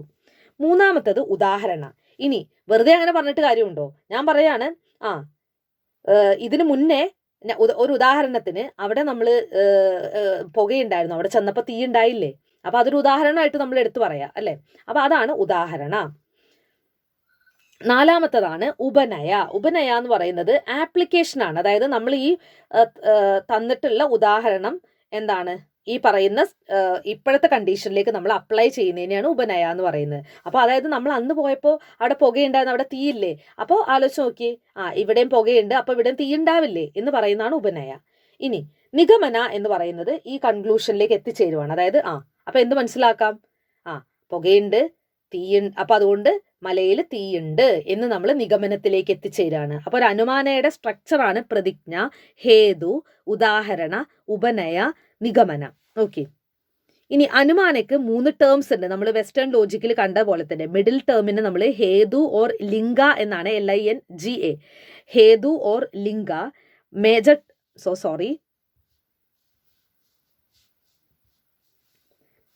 മിഡിൽ ടേമിന് ഹേതു ഓർ ലിംഗ എന്നാണ് പറയാ. മേജർ ടേമിന് സാധ്യ, മൈനർ ടേമിന് പക്ഷ.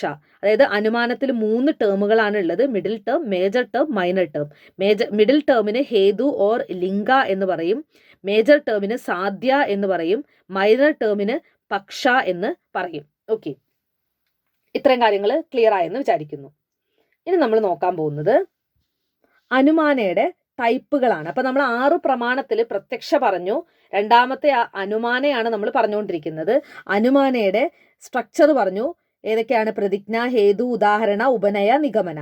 അനുമാനയിൽ നമ്മൾ 3 ടേംസ് ഉപയോഗിക്കുന്നു പറഞ്ഞു: മിഡിൽ ടേം അഥവാ ഹേതു ഓർ ലിംഗ, മേജർ ടേം അഥവാ സാധ്യ, മൈനർ ടേം അഥവാ പക്ഷ. ഇനി നമ്മുടെ അനുമാനയുടെ 2 ടൈപ്പുകളാണ്. അപ്പൊ അതിൽ 2 തരത്തിൽ നമ്മൾ അനുമാനയെ ഡിവൈഡ് ചെയ്യാം. ഒന്ന്, കോസൽ റിലേഷൻ അനുസരിച്ചിട്ട് പൂർവാവത്, ശേഷാവത്, സാമാന്യത ദൃഷ്ട എന്നും, ആപ്ലിക്കേഷൻ അനുസരിച്ചിട്ട് കേവല അന്വയി, കേവല വ്യതിരേകി, അന്വയ വ്യതിരേകി, ഇങ്ങനെ തരംതിരിക്കാം. ഓക്കെ, അപ്പൊ ആദ്യം നമുക്ക് കോസൽ റിലേഷൻ അനുസരിച്ചിട്ട് അനുമാനയെ ഡിവൈഡ് ചെയ്യുന്നത് നോക്കാം. അതിൽ ആദ്യം പൂർവാവതാണ്. പൂർവം എന്ന് പറയുമ്പോൾ മുൻപ്. ഓക്കെ, അതായത് നമ്മൾ ഇഫക്റ്റ് കണ്ടില്ല, പക്ഷെ കോസ് കണ്ടു. ഇഫക്റ്റ് കണ്ടില്ല, കോസ് കണ്ടു. ഞാൻ എക്സാമ്പിൾ പറയുമ്പോൾ നിങ്ങൾക്ക് മനസ്സിലാവും. ഓക്കെ, നമ്മൾ രാവിലെ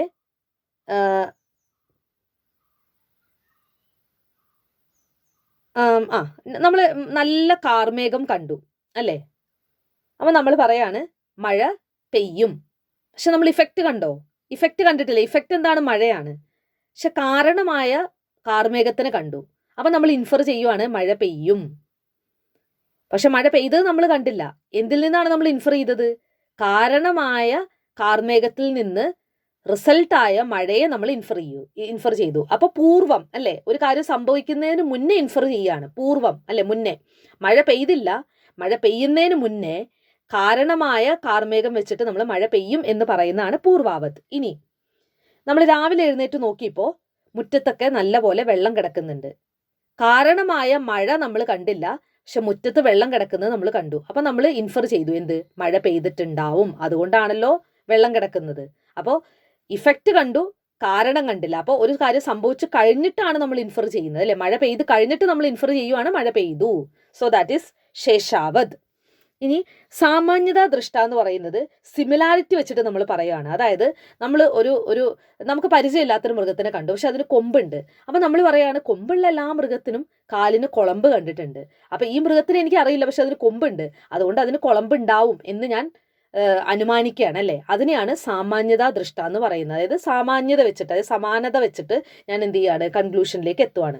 അപ്പൊ പൂർവാവത് എന്ന് പറയുന്നത് സംഭവിക്കുന്നതിന് മുന്നേ കൺക്ലൂഡ് ചെയ്യുക, ശേഷാവത് എന്ന് പറയുന്നത് സംഭവിച്ച് കഴിഞ്ഞിട്ട് കൺക്ലൂഡ് ചെയ്യുക, സാമാന്യത ദൃഷ്ട എന്ന് പറയുന്നത് കമ്പാരിസൺ ചെയ്തിട്ട് നമ്മൾ കൺക്ലൂഡ് ചെയ്യാം. ഓക്കെ, അപ്പൊ കോസൽ റിലേഷൻ അനുസരിച്ച് അനുമാനയെ നമുക്ക് പൂർവാവത്, ശേഷാവത്, സാമാന്യത ദൃഷ്ട എന്നിങ്ങനെ തരംതിരിക്കാം. ഇനി ആപ്ലിക്കേഷൻ അനുസരിച്ച് നമുക്ക് അനുമാനയെ കേവല അന്വയി, കേവല വ്യതിരേകി, അന്വയ വ്യതിരേകി എന്നിങ്ങനെ തരംതിരിക്കാം. അപ്പോൾ ഓരോന്നായിട്ട് നോക്കാം. കേവല അന്വയി എന്ന് പറയുന്നത് മിഡിൽ ടേം എപ്പോഴും പോസിറ്റീവ്ലി റിലേറ്റഡ് ആയിരിക്കും. അതായത് ഇപ്പോൾ ഒരു ഉദാഹരണം പറയുകയാണെങ്കിൽ all smoky objects are fiery, the hill is smoky, therefore hill is fiery. അതായത് എല്ലാ സ്റ്റേറ്റ്മെന്റുകളും പോസിറ്റീവ് ആയിരിക്കും. ഓക്കെ, 2 പ്രിമൈസുകളും പോസിറ്റീവ്, അതിൽ നിന്ന് പോസിറ്റീവ് ആയിട്ടുള്ള ഒരു കൺക്ലൂഷനിലേക്ക് എത്തുന്നു. അതാണ് കേവല അന്വയി എന്ന് പറയുന്നത്. അപ്പോൾ ഇൻഫറൻസ് എപ്പോഴും പോസിറ്റീവ്ലി റിലേറ്റഡിൽ നിന്നാണ് നമ്മൾ കൺക്ലൂഷനിലേക്ക് എത്തുന്നത്. ഓക്കെ, ഇനി കേവല വ്യതിരേകി എന്ന് പറയുന്നത് നെഗറ്റീവ് ആയിട്ടുള്ള ഒരു സംഭവത്തിൽ നിന്ന് നമ്മൾ കൺക്ലൂഷനിലേക്ക് എത്തുവാണ്. ഇപ്പോൾ ഒരു ഉദാഹരണം പറയുകയാണെങ്കിൽ no non fiery objects are smoky. Fire ഇല്ലാത്ത ഒരു സ്ഥലത്തും സ്മോക്ക് ഉണ്ടാവാറില്ല, അതുകൊണ്ട് ഇവിടെ ഫയർ ഇല്ല. അതുകൊണ്ട് ഇവിടെ സ്മോക്ക് ഉണ്ട്, അതുകൊണ്ട് ഇവിടെ ഫയർ ഉണ്ടാവും. അതായത് നമ്മൾ പറയാണ് സ്മോക്ക് ഇല്ലാത്തടത്തൊന്നും ഫയർ ഉണ്ടാവില്ല എന്ന് പറയാണ്. ഇവിടെ സ്മോക്ക് ഉണ്ട് അതുകൊണ്ട് ഇവിടെ ഫയർ ഉണ്ട് എന്ന് പറയുന്നത്. അതായത് നമ്മളൊരു നെഗറ്റീവ് ആയിട്ടുള്ള കാര്യം വെച്ചിട്ടാണ് എന്ത് ചെയ്യുന്നത്, നമ്മളൊരു കൺക്ലൂഷനിലേക്ക് എത്തുന്നത്. മറ്റേ നേരത്തെ നമ്മൾ പോസിറ്റീവ് ആയിട്ടുള്ള സ്റ്റേറ്റ്മെന്റ്, എല്ലാ സ്മോക്കി ഒബ്ജക്ട്സും ഫയറി ആണ്, ഹില്ലിൽ സ്മോക്ക് ഉണ്ട് അതുകൊണ്ട് ഹില്ല് ഫയറി ആണ്, അത് കേവല അന്വയി.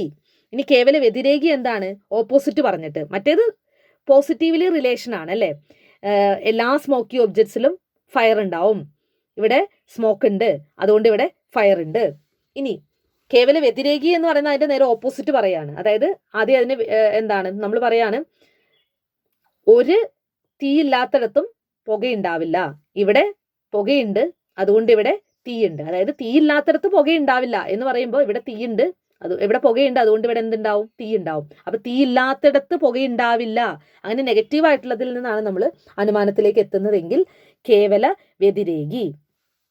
ഇനി അന്വയ വ്യതിരേകി എന്ന് പറയുന്നത് ഇവിടെ പോസിറ്റീവ് നെഗറ്റീവ് റിലേഷൻ ഒരുമിച്ച് വരുന്നതാണ് അന്വയ വ്യതിരേകി എന്ന് പറയുന്നത്. ആദ്യം നമ്മൾ പോസിറ്റീവ് റിലേഷനും പറയും നെഗറ്റീവ് റിലേഷനും പറയും, എന്നിട്ട് അതിൽ നിന്ന് നമ്മൾ അനുമാനത്തിലേക്ക് എത്തുവാണെങ്കിൽ അതാണ് അന്വയ വ്യതിരേകി എന്ന് പറയുന്നത്. ഓക്കെ,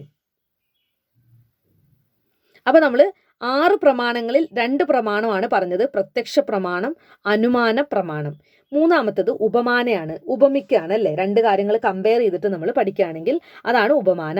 ശബ്ദ എന്ന് പറയുന്നത് വേർബൽ ടെസ്റ്റിമണിയാണ്. അപ്പൊ നമ്മൾ പുസ്തകത്തിൽ നിന്നൊക്കെ വായിച്ച് മനസ്സിലാക്കുന്ന അറിവ്, അങ്ങനെ നേടുന്ന അറിവിനെയാണ് ശബ്ദ പ്രമാണ എന്ന് പറയുന്നത്.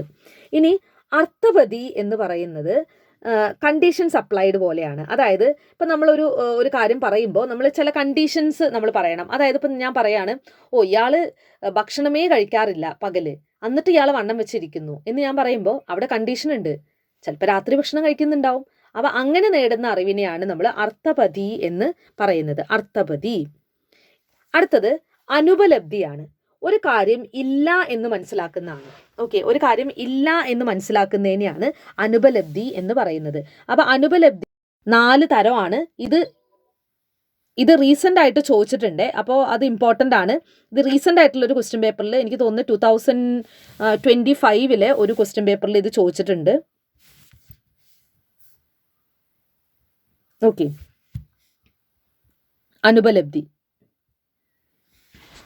അനുപലബ്ധിയുടെ 4 ടൈപ്പാണ്. പ്രഗഭാവ എന്ന് പറയുന്നത് പ്രയർ നോൺ എക്സിസ്റ്റൻസ് ആണ്, മുന്നേ എക്സിസ്റ്റ് ചെയ്തിട്ടുണ്ടായിരുന്നില്ല എന്ന് പറയുന്നത്. അതായത് ഇപ്പം ഞാൻ പറയാണ് ദ ജാർ വിൽ എക്സിസ്റ്റ് എന്ന് പറയുമ്പോൾ അതിനർത്ഥം എന്താണ്, വിൽ എക്സിസ്റ്റ് ചെയ്യും, അതിൻ്റെ അർത്ഥം മുന്നേ അത് ഉണ്ടായിരുന്നില്ല. അപ്പൊ ഇല്ല എന്ന്, ഒരു കാര്യം ഇല്ല എന്ന് പറയുന്നത് 4 തരത്തിൽ നമുക്ക് പറയാം. അതായത് മുന്നേ ഉണ്ടായിരുന്നില്ല, ഇനി ഉണ്ടായേക്കാം എന്നുള്ള അർത്ഥത്തിൽ. ഇനി പ്രതവംശഭാവ എന്ന് പറയുന്നത് നമ്മളൊരു സാധനത്തിനെ ഡിസ്ട്രോയ് ചെയ്യാണ്, ഇനി അത് ഉണ്ടാവില്ല. ഓക്കെ, അതായത് എ ബ്രോക്കൺ പോട്ട്, ആ പോട്ട് നമ്മൾ ബ്രേക്ക് ചെയ്തു, അതിൻ്റെ അർത്ഥം എന്താണ്, ഇനി അതില്ല അല്ലേ, ഞാനത് പൊട്ടിച്ചു, അപ്പൊ ഇനി അത് ഉണ്ടാവില്ല അല്ലേ. അപ്പൊ അതാണ് പ്രതവംശഭാവ എന്ന് പറയുന്നത്. ഇതൊക്കെ നോൺ എക്സിസ്റ്റൻസ് ആണ്, പല രീതിയിൽ നോൺ എക്സിസ്റ്റൻസ് നമുക്ക് പറയാം അല്ലേ. അനുപലബ്ധി എന്ന് പറയുന്നത് നോൺ എക്സിസ്റ്റൻസ് ആണ്, ഒരു കാര്യം ഇല്ല എന്നുള്ളതാണ്, പല രീതിയിൽ പറയാം. പ്രഗഭാവ എന്ന് പറയുന്നത് പ്രയർ നോൺ എക്സിസ്റ്റൻസ് ആണ് അല്ലേ, മുന്നേ ഉണ്ടായിരുന്നില്ല എന്നുള്ള അർത്ഥത്തിൽ. പ്രതവംശഭാവ എന്ന് പറയുന്നത് ഞാനൊരു സാധനത്തിന് ഡിസ്ട്രോയ് ചെയ്തു, ഇനി അത് ഉണ്ടാവില്ല. ഇനി ആത്യന്തഭാവ പെർമനന്റ് നോൺ എക്സിസ്റ്റൻസ് ആണ്, അല്ലെങ്കിൽ അബ്സല്യൂട്ട് നോൺ എക്സിസ്റ്റൻസ് ആണ്. ഇപ്പോൾ ഉദാഹരണം പറയുകയാണെങ്കിൽ എയർ ഹാസ് നോ കളർ, എന്താണ്, എയറിന് കളർ ഇല്ല, അത് ആത്യന്തികമായിട്ട് അല്ലെ, അബ്സല്യൂട്ടായിട്ട് അത് ഇല്ല എന്ന് നമുക്കറിയാം അല്ലെ. അതിനെയാണ് നമ്മൾ ആത്യന്തഭാവ എന്ന് പറയുന്നത്. ഇനി അന്യോന്യഭാവ എന്ന് പറയുന്നത് മ്യൂച്വൽ നോൺ എക്സിസ്റ്റൻസ് ആണ്. അതായത് ഉദാഹരണം പറയുകയാണെങ്കിൽ എ ഈസ് നോട്ട് ബി എന്ന് പറയുമ്പോൾ അതിൻ്റെ അർത്ഥം എന്താണ്, ബി ഈസ് നോട്ട് എ അല്ലെ, മ്യൂച്വലി അത് ഇല്ല എന്ന് പറയുന്നതാണ്. അതായത് എയിൽ ബി ഇല്ല എന്ന് പറയുമ്പോൾ ബിയിൽ എയും ഇല്ല. ഓക്കെ, അപ്പോൾ അതാണ് അന്യോന്യഭാവ എന്ന് പറയുന്നത്. ഓക്കെ, അപ്പോൾ 6 പ്രമാണങ്ങൾ ഒന്നുകൂടെ ജസ്റ്റ് എല്ലാം ഒന്ന് ഒരുമിച്ച് കാണിക്കാം. പ്രത്യക്ഷ, അനുമാന, ഉപമാന, ശബ്ദ, അർത്ഥപതി, അനുപലബ്ധി. ഈ അനുപലബ്ധിയിലെ പ്രതഭാവ, പ്രതവംശഭാവ, പ്രഗഭാവ, പ്രതവംശഭാവ, ആത്യന്തഭാവ, അന്യോന്യഭാവ ഇത് റീസെന്റ് ആയിട്ട് ചോദിച്ചിട്ടുണ്ട്, അതുകൊണ്ട് നോട്ട് ചെയ്ത് വെക്കണം. ഇനി ഇന്ത്യൻ ലോജിക്കിലെ ഹേത്വാഭാസ എന്ന് പറഞ്ഞു കഴിഞ്ഞാൽ ഫാലസി. നമ്മൾ വെസ്റ്റേൺ ലോജിക്കിൽ ഫാലസി പറഞ്ഞു, അതുപോലെ തന്നെ ഇന്ത്യൻ ലോജിക്കിലും എന്തുണ്ട്, ഫാലസി ഉണ്ട്. അപ്പൊ അതിൻ്റെ ഓരോ ടൈപ്പാണ് നമ്മൾ പറയാൻ പോകുന്നത്. അപ്പൊ ആദ്യം നമ്മൾ പറയാൻ പോകുന്നത് അസിദ്ധ ഫാലസിയാണ്. അസിദ്ധ അസിദ്ധ ഫാലസി 3 തരമാണ്. അത് നമുക്ക് ഏതൊക്കെയാണ് ഫാലസികൾ നോക്കാം. അസിദ്ധ, വിരുദ്ധ, സവ്യഭിചാര ഓർ അനൈകാന്തിക, ബാധിത, സത്പ്രതിപക്ഷ. ഇങ്ങനെ 5 തരം ഫാലസികളാണ് ഇന്ത്യൻ ലോജിക്കിലുള്ളത്. അസിദ്ധ, വിരുദ്ധ, സവ്യഭിചാര ഓർ അനൈകാന്തിക, ബാധിത, സത്പ്രതിപക്ഷ. ഓക്കെ, ഇനി അതിനകത്ത് ഓരോന്നായിട്ട് നോക്കാം. അതിൽ ഫസ്റ്റ് വൺ അസിദ്ധ. അസിദ്ധ ഫാലസിയെ നമുക്ക് 3 ഡിവൈഡ് ചെയ്യാം. ആശ്രയ, സ്വരൂപ, വ്യാപ്തിവിസിദ്ധ. ആശ്രയ എന്ന് പറയുന്നത് ഞാൻ ഒന്നിനെ ആശ്രയിച്ചതുകൊണ്ടാണ് എനിക്ക് ആ ഫാലസി ഉണ്ടായത്. ഇപ്പം ഞാൻ പറയാണ്, ആകാശ താമരയ്ക്ക് മണമുണ്ട്. ഓക്കെ, കാരണം അത് കുളത്തിൽ കാണുന്നൊരു താമര പോലെയാണ്. ഇനി വേറൊരു കാര്യം പറയാം. മനക്കോട്ടയ്ക്ക് നിറച്ചും വാതിലുകൾ ഉണ്ടാവും, കാരണം അതൊരു കോട്ടയാണ്. മനക്കോട്ട എന്ന് പറയുന്ന ഒരു കോൺസെപ്റ്റ് അല്ലേ? അത് നമ്മൾ റിയലി കാണുന്ന കോട്ട പോലെയാണോ? അല്ല. അപ്പൊ എന്തുകൊണ്ടാണ് എനിക്ക് അവിടെ തെറ്റ് പറ്റിയത്? ഞാൻ ഈ കോട്ട എന്ന് പറയുന്ന വാക്കിനെ ആശ്രയിച്ചത് കൊണ്ടാണ് എനിക്ക് ആ തെറ്റ് പറ്റിയത്, അല്ലേ? അപ്പൊ അതേപോലെ സ്കൈ ലോട്ടസ്, അവിടെ ലോട്ടസ് എന്ന് പറയുന്ന ആ ഒരു വേർഡ് ഞാൻ അവിടെ ഉപയോഗിച്ചത് കൊണ്ടാണ്, അല്ലെങ്കിൽ ആ വാക്കിനെ ഡിപ്പെൻഡ് ചെയ്തുകൊണ്ടാണ് എനിക്ക് അവിടെ തെറ്റ് പറ്റിയത്. അപ്പൊ ആകാശ താമര അല്ലെങ്കിൽ ആകാശ കുസുമം എന്നൊക്കെ പറയാറുണ്ട്. ഒരിക്കലും സംഭവിക്കാത്ത കാര്യത്തിനെയാണ് ആകാശ കുസുമം എന്ന് പറയാ. അപ്പൊ അവിടെ ആകാശ കുസുമത്തിന് നല്ല മണം ഉണ്ടാവും, കാരണം അത് സാധാരണ പൂവ് പോലെ തന്നെയാണ് എന്ന് പറയുമ്പോൾ അവിടെ ഒരു ഫാലസി സംഭവിക്കുന്നുണ്ട്. എന്തുകൊണ്ടാണ് അവിടെ ഫാലസി സംഭവിച്ചത്? ഞാൻ ഈ കുസുമം അല്ലെങ്കിൽ പൂവ് എന്ന് അർത്ഥം വരുന്ന കുസുമം എന്ന് പറയുന്ന വാക്കിനെ ഡിപ്പെൻഡ് ചെയ്തുകൊണ്ടാണ് എനിക്ക് അവിടെ ഫാലസി സംഭവിച്ചത് എന്നുള്ള കാര്യം മനസ്സിലാക്കുക. സോ ദാറ്റ് ഈസ് ആശ്രയ. ഇനി അടുത്തത് സ്വരൂപ. രൂപമില്ലാത്തതിന് രൂപം കൊടുക്കുമ്പോൾ, അതായത് sound is transitory because it is visible like A pot.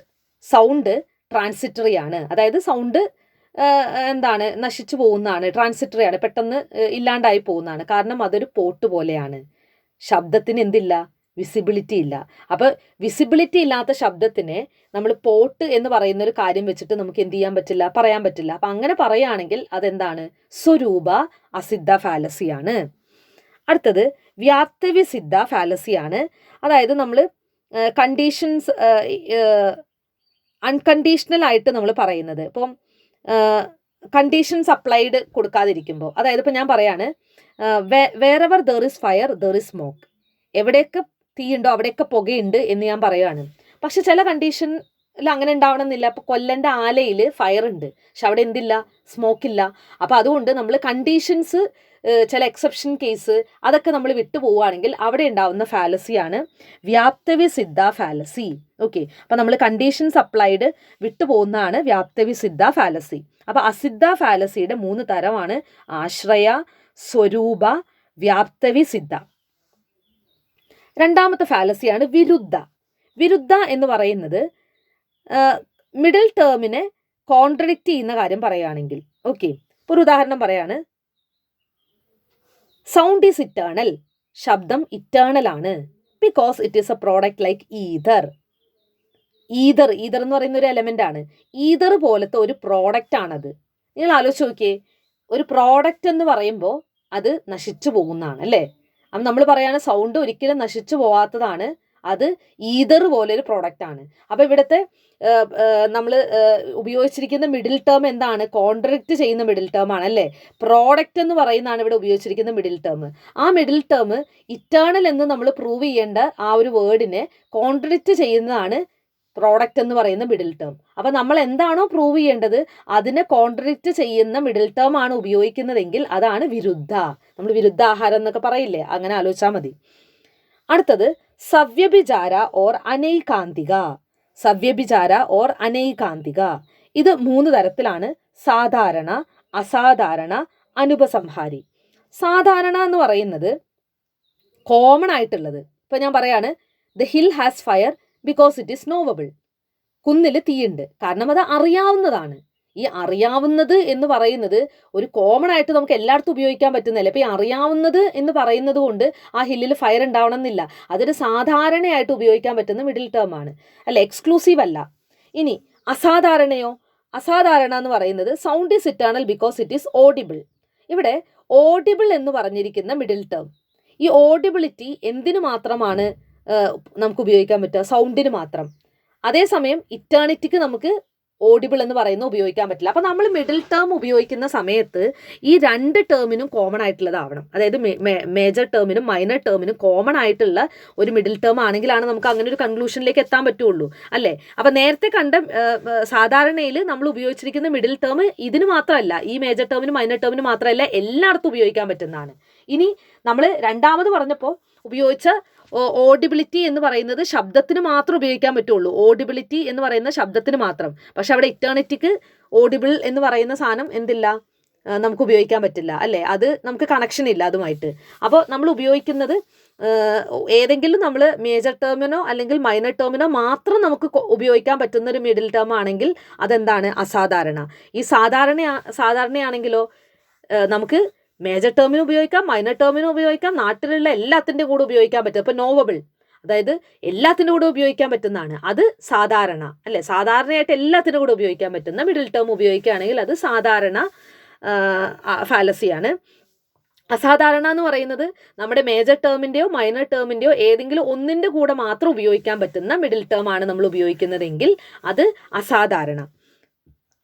ഇനി അനുപസംഹാരി എന്ന് പറയുന്നത് മൂന്നാമത്തെ കാറ്റഗറിയാണ്. അനുപസംഹാരി എന്ന് പറയുന്നത് മിഡിൽ ടേം നോൺ എക്സ്ക്ലൂസീവ് ആവാം, അതായത് എക്സ്ക്ലൂസീവ് ആവണം ഈ മിഡിൽ ടേം എന്ന് പറയുന്നത്. അതായത് നേരത്തെ നമ്മൾ പറഞ്ഞ സംഭവം തന്നെയാണ്, അസാധാരണ പോലെ തന്നെ എക്സ്ക്ലൂസീവ് ആയിരിക്കണം മിഡിൽ ടേം. അങ്ങനെ എക്സ്ക്ലൂസീവ് അല്ലാതിരുന്നു കഴിഞ്ഞാൽ പറ്റുന്നതാണ് അനുപസംഹാരി. അതായത് ഈ മിഡിൽ ടേം എക്സ്ക്ലൂസീവ്ലി ഇതിന് രണ്ടിനും മാത്രം ഉപയോഗിക്കാൻ പറ്റുന്നതായിരിക്കണം. അങ്ങനെ അല്ലെങ്കിൽ അതെന്താവും, അനുപസംഹാരി ആവും. സോ ദാറ്റ് ഈസ് സവ്യഭിചാര ഓർ അനൈകാന്തിക. അപ്പോൾ നമ്മൾ അസിദ്ധ കണ്ടു, വിരുദ്ധ കണ്ടു, സവ്യഭിചാര കണ്ടു. അടുത്തത് സത് പ്രതിപക്ഷ. Middle term is contradicted by another middle term. നമ്മൾ നേരത്തെ വിരുദ്ധ കണ്ടപ്പോൾ ഒറ്റ മിഡിൽ ടേമേ ഉള്ളൂ. അവിടെ എന്താണോ ഞാൻ പ്രൂവ് ചെയ്യേണ്ടത് അതിൻ്റെ ഓപ്പോസിറ്റ് ആയിട്ടുള്ള മിഡിൽ ടേം ഉപയോഗിക്കുകയാണെങ്കിൽ വിരുദ്ധ. അതേസമയം സത് പ്രതിപക്ഷയിൽ രണ്ട് മിഡിൽ ടേം വരും. വിരുദ്ധയിൽ ഒറ്റ മിഡിൽ ടേമേ ഉള്ളൂ എങ്കിൽ ഇവിടെ സത് പ്രതിപക്ഷയിൽ രണ്ട് മിഡിൽ ടേം വരും. ഒരു മിഡിൽ ടേം മറ്റേ മിഡിൽ ടേമിനെ കോൺട്രഡിക്റ്റ് ചെയ്യുന്നതായിരിക്കും. വിരുദ്ധയിൽ ഒറ്റ മിഡിൽ ടേമേ ഉള്ളൂ. നമുക്ക് എന്താണോ പ്രൂവ് ചെയ്യേണ്ടത് ആ പ്രൂവ് ചെയ്യേണ്ടതിൻ്റെ ഓപ്പോസിറ്റ് ആയിട്ടുള്ള മിഡിൽ ടേം ഉപയോഗിക്കുകയാണെങ്കിൽ വിരുദ്ധ. ഇനി സത് പ്രതിപക്ഷ എന്ന് പറയുന്നത് നമുക്ക് രണ്ട് മിഡിൽ ടേം ഉണ്ടായിരിക്കും, ആ രണ്ട് മിഡിൽ ടേമും കോൺട്രഡിക്ടറി ആയിരിക്കും. ഓക്കെ, അതാണ് സത് പ്രതിപക്ഷ. ഇനി ബാധിത എന്ന് പറയുന്നത് നമ്മൾ എന്താണോ പ്രൂവ് ചെയ്യാൻ ശ്രമിക്കുന്നത് അതിൻ്റെ ഓപ്പോസിറ്റ് ആയിട്ടുള്ള മറ്റൊരു പ്രമാണം അതിനെ കോൺട്രഡിക്റ്റ് ചെയ്യുക. അപ്പം ഞാൻ പറയാണ് ഐസ് ഈസ് ഹോട്ട് എന്ന് പറയാണ്, ഐസ് ഭയങ്കര ചൂടുണ്ട് എന്ന് പറയാണ്. പക്ഷേ പ്രത്യക്ഷ പ്രമാണം അതിനെ കോൺട്രഡിക്റ്റ് ചെയ്യുന്നുണ്ട്. പ്രത്യക്ഷ പ്രമാണം എന്ന് പറയുമ്പോൾ തൊട്ട് നോക്കുമ്പോൾ ഐസ് ഭയങ്കര തണുപ്പാണ്. അപ്പോൾ പ്രത്യക്ഷ പ്രമാണം വെച്ചിട്ട് എന്താണ്, അത് തെറ്റാണ്. ഞാൻ പറയാണ് ഐസ് ഭയങ്കര ഹോട്ടാണ്, പക്ഷേ പ്രത്യക്ഷ പ്രമാണം വെച്ചിട്ട് എനിക്കറിയാം ഐസ് ഭയങ്കര തണുപ്പാണെന്ന്. അപ്പോൾ നമ്മൾ എന്താണോ പ്രൂവ് ചെയ്യാൻ ശ്രമിക്കുന്നത് അതിനെ കോൺട്രഡിക്റ്റ് ചെയ്യുന്നതാണ് ഈ പറഞ്ഞ 6 പ്രമാണങ്ങളിൽ ഏതെങ്കിലും ഒന്ന് എങ്കിൽ അതെന്തായിരിക്കും, ബാധിത എന്ന് പറയുന്ന ഫാലസിയാണ് നമ്മൾ കമ്മിറ്റ് ചെയ്യുന്നത്. Okay, I hope this is clear. അപ്പോൾ നമ്മുടെ ലോജിക്കൽ റീസണിങ്ങിൽ ഓൾമോസ്റ്റ് എക്സാം പോയിന്റ് ഓഫ് വ്യൂവിൽ വരുന്ന എല്ലാ ഏരിയയും നമ്മൾ കവർ ചെയ്തിട്ടുണ്ട്. നമ്മൾ മാക്സിമം എക്സാമിന് വേണ്ടിയിട്ട് വളരെ ക്രിസ്പായിട്ടാണ് കാര്യങ്ങൾ പറഞ്ഞിട്ടുള്ളത്. നിങ്ങൾക്കൊരു റിവിഷൻ പോലെ നമുക്ക് ഈ ഒരു വീഡിയോ നിങ്ങൾക്ക് കാണാവുന്നതാണ്. Hope it was useful. Thank you. Stay tuned.